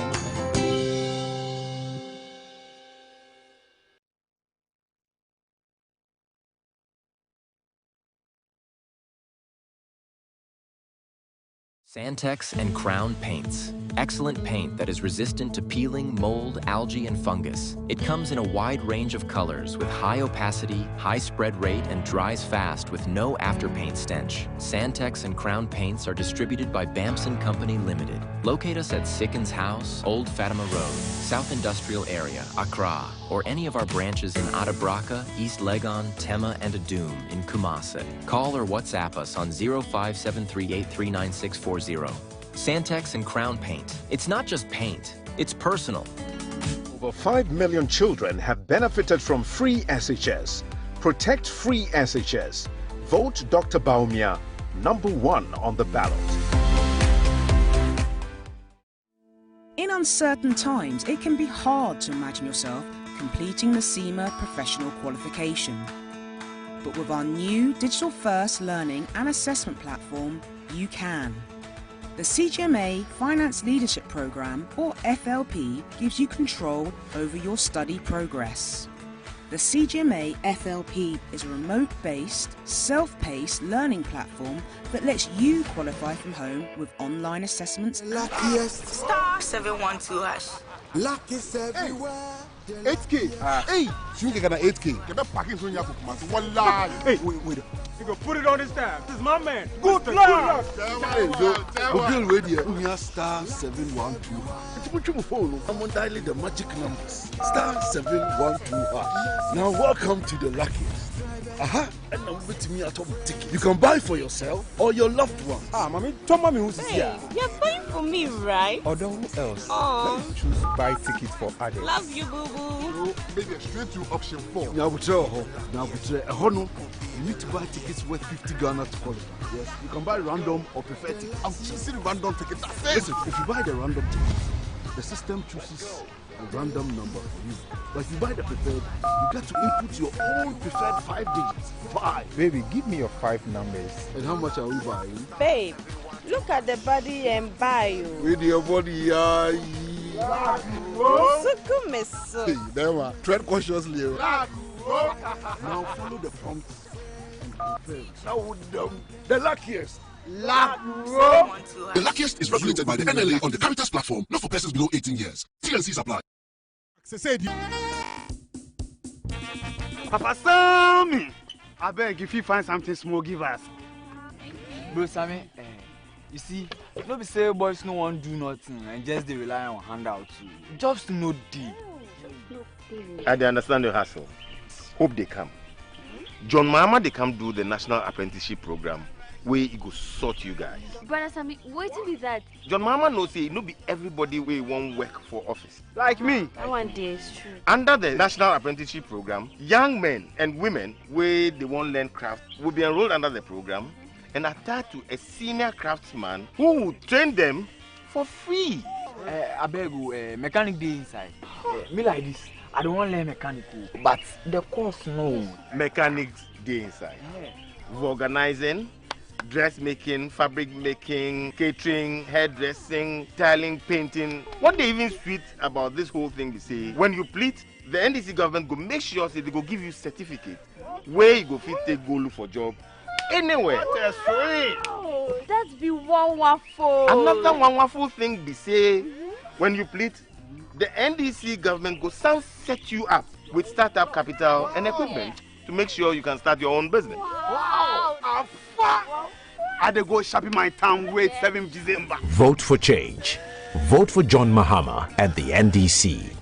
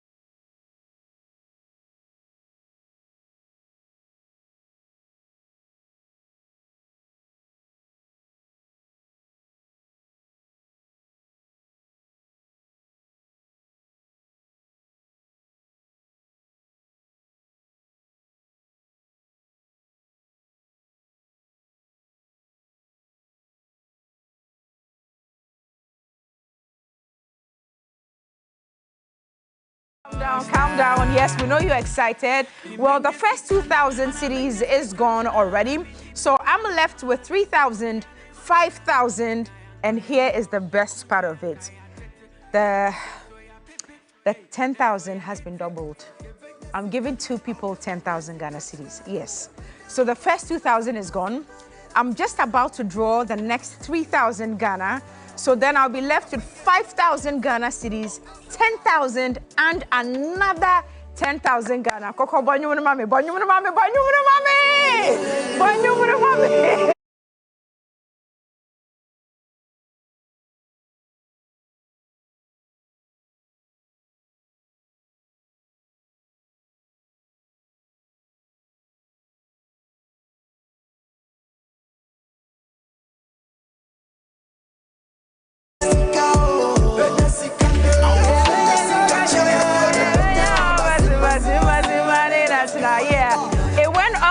Because I want you to be the winner. So if you haven't played the game this morning, if you haven't played at all, hey, what are you waiting for? People are winning and winning big. This morning, 2 people are winning 10,000 Ghana cedis. Another will take 5,000, another 3,000. The first 2,000 is already gone. So, Coco, if you are ready, and also today, 40 people are getting 200 Ghana bonuses. I mean, yeah, if you already played, unfortunately, you are not winning or you haven't won yet, you are getting a cool 200 Ghana cedis. 40 people randomly selected just to enjoy 200 Ghana cedis bonus. So, Coco, let me dish out the next 3,000 Ghana cedis.